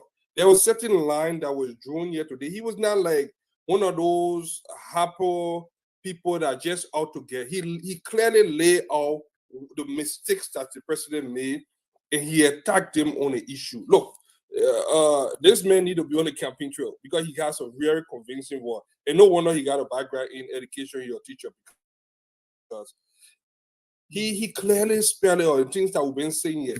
My only problem with that is the benchmark he used to support President Weah. Most time, yeah. Everything in our current president past signaled that he was going to be a terrible president. He is a man that was not only flamboyant but very promiscuous. He is a man that was very irresponsible in the personal life. He lost all his wealth. He lost it all. We saw it on paper. He said when he was faking those documents. And I usually term him as a successful failure. He failed in every other thing he did outside of the soccer pitch. From We Are Tea to We Are Sports Center to old school nightclub to everything that the man did in Liberia was a failure. Minus plus the war, everything was a failure. So I don't see where he would have been a good manager of a country when he's very reckless in his personal life, as we have seen in his past, and it even got worse when he became president. Because like Michelle Obama said, the presidency doesn't change you; it just reveals who you are. And what we are seeing in the last 5 years is a flamboyant showman that will fly private jets at the expense of the Liberian people, build a mini city at the expense of the Liberian people, and do all kinds of things to enrich himself. And he came there and they all coming to grab and go. So I'm glad that the likes of Senator Barney and other well-meaning Liberians are now seeing that it is time to rescue this country, give it back to some responsible person here. Because, I mean, and one of the things that I actually gathered, at one point I was discouraged, but one thing I gathered from Senator Barney is that Liberians do love the country. I thought people just sat out in that country and they would just do whatever to just get money and eat in the Senate. But it shows that we still have people in that country that are thinking on the future of that country and they are willing to risk it all. There's a man that may refuse money. I mean, say what you want about this man. He refused a boatload of money. $500,000. $500,000 United States dollar. Someone I even see one, I see 50 or 60, but I see that kind of money before in real time. And, you know, there's something about this guy that intrigued me, and I really want to know more about him. I've not been following him. I don't know much about him. And then another thing again, I will close on this. The MPP that is with this George, I asked a specific question about Charles Taylor. Look, Jewel Howard Taylor came to this country, she was negotiating. We saw the Senate confirmation where she was negotiating for Charles Taylor. When I see Charlene Taylor and I see Jewel Howard Taylor wheeling and dealing with some people to job with her, I will want to assume that this CDC is an extension of this Charles Taylor version of the MPP. We need to look into that, and we'll be looking into that. And I'm glad that he was able to confirm that Taylor is still a factor within the MPP, even though he didn't say that he's convincing, but I'm sure he's convincing other people, and that could be on the CDC side. Thank you. Yeah. Yes, thank you. Mr. Fagon? Well, I'm going to speak for 1 minute, and my second minute, I'm going to present to the Liberian people something. I first of all want to thank Barney for coming through tonight. And I don't claim to be the smartest man, but I'm smart enough to know when someone says you must rescue the country before you do any other thing, it means they are on board the rescue train. Because you must rescue the country. Then why couldn't he say it? Before Amelima closing. Then why couldn't he say it? directly. I may be my closing. Curious. The man said you must rescue the country before you do any other thing. Therefore, no one should expect him to talk about fixing it, sweeping it, or spoiling it. He will rescue the country before he does any other thing.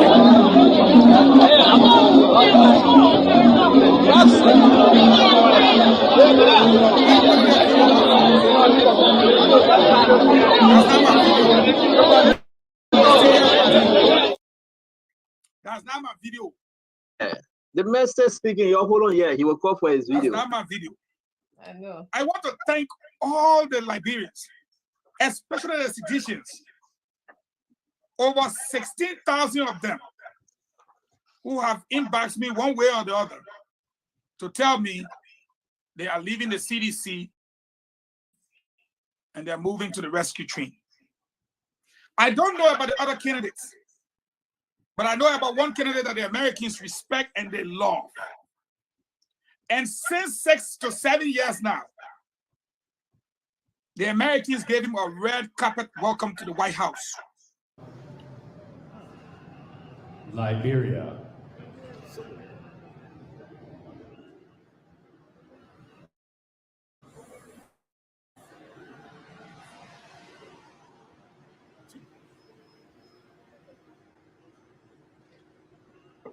His Excellency Joseph Numa Boakai Sr., Vice President of the Republic of Liberia.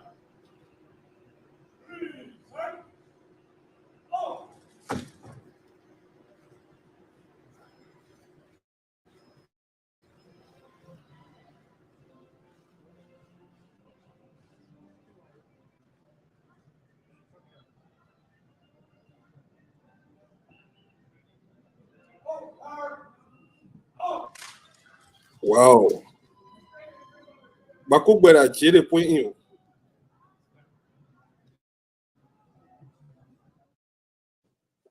I conclude, ladies and gentlemen. Fago, you bow. So what I'm if done with you you. president the point in jail? Fago, you really bow. I'm done with you, Fago. I'm done. Bakugbera over la jere Wow. point. Can we see a Bakugbera watching a soccer player who's very Hold on, want to carry into Langley. I'm gonna play my video one more time because I want you to hear the honor God say, salute. I gotta go home. Okay. I know you gotta go home. Please play my video one more time. Let me close. Please put the video one more time. Let me close. That already say in the night when you are put the video up. I will go home. Time up, put the video up. Liberia. Look, the person who doing that chocolate thing. They're useless. State of it. You don't know. Liberia. Yeah, like to do that to Joey. Since you're Joey, no one can do that. Don't do that to Joey. You will play my video. Y'all tell me, man. Look, I gotta close, my man. Let him play my video. Liberia.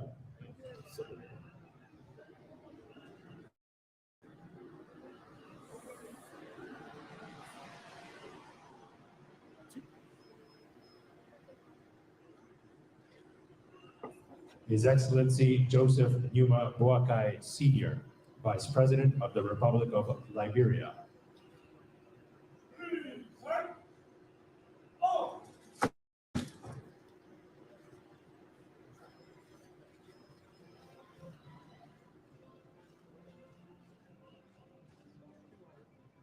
The incoming president.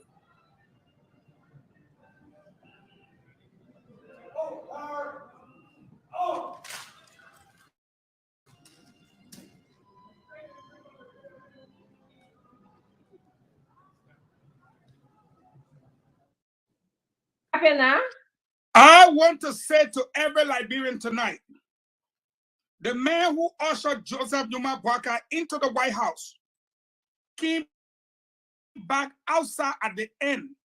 When he stepped outside, the guards closed the door. That door, my fellow Liberian, is closed. We will gain our respect with the United States government, and we will build our country hand in hand with this United States government. We need a leader that will be respected, and this is your new president come 2024. I respectfully submit to this. And I said to you, Dr. Francine, we love you. You will impart knowledge to our people under His Excellency President Joseph Numa Boakai. Thank you very much. Okay. So you saw that with your own eye.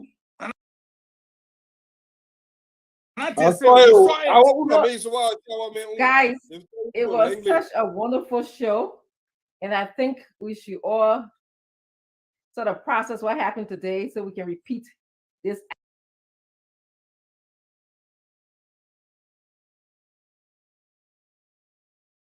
But I have three things to say. One is I heard the frustration and hopelessness in Senator Bonnie's voice about not being able to do anything regarding the dereliction of duty or the violation of Liberians' rights by the executive branch.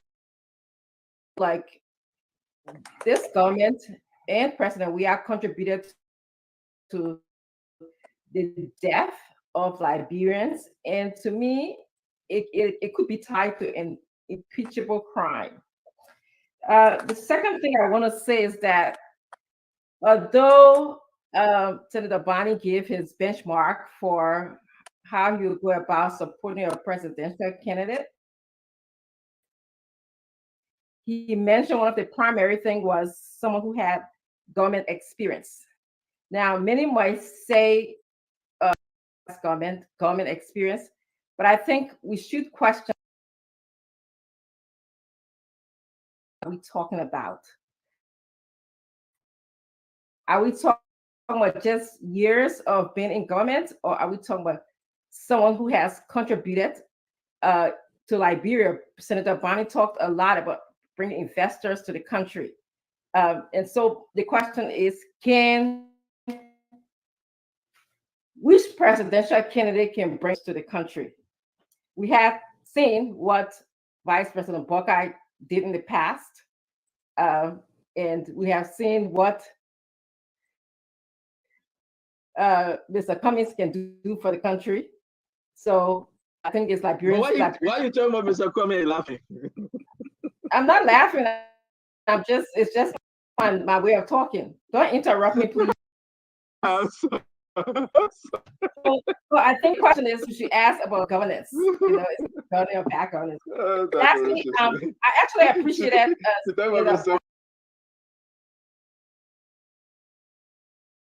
You're going to make people mad. We just let them mess with you, but go ahead. Thank you. So, you know, I really appreciate that Senator Bonnie being very truthful and genuine and authentic. I actually think that he should engage in civic education for Liberians. He really spelled out, you know, what Liberians need, and he pointed out the deficits in the country, especially when we talk about road development. He was very, very, you know, he painted the picture between, you know, what we had before and what we have now. Just remind you, you have an opportunity to elect Mr. Cummings and Councilor Charlene Brunskill to get on of creating and fixing Liberia. Mr. Cummings has a track record of fixing things. He's going to fix our healthcare system, our road, our schools. So I think that this is an opportunity for you to give Mr. Cummings and Councilor Charlene Brunskill a chance. Don't mind if I go in all the showmanship he's showing here, picture of Boakai going to the White House and all of that stuff. We don't need that kind of showmanship. Correction, that video that I'm picture, man. Well, video, yeah, video. I told my Liberian people to know picture. Yes, you know, in fact, Vice President former Vice President Buckeye will make a very, very good advisor to Mr. Cummings, who will send him to the White House on any day. So thank you very much, guys. It was a good show. Bye-bye. Bye-bye. I don't know, but you're still laughing, though. But anyway, bye-bye. If I go say I'm going to say it, I mean that to Richardson. Don't blame me, please. But I you try to install laughing. I'm scared of the woman. If I do it, we'll call you tonight. One more, Ali. Well, Ali is in limbo. But what you can see, come on. We got to go.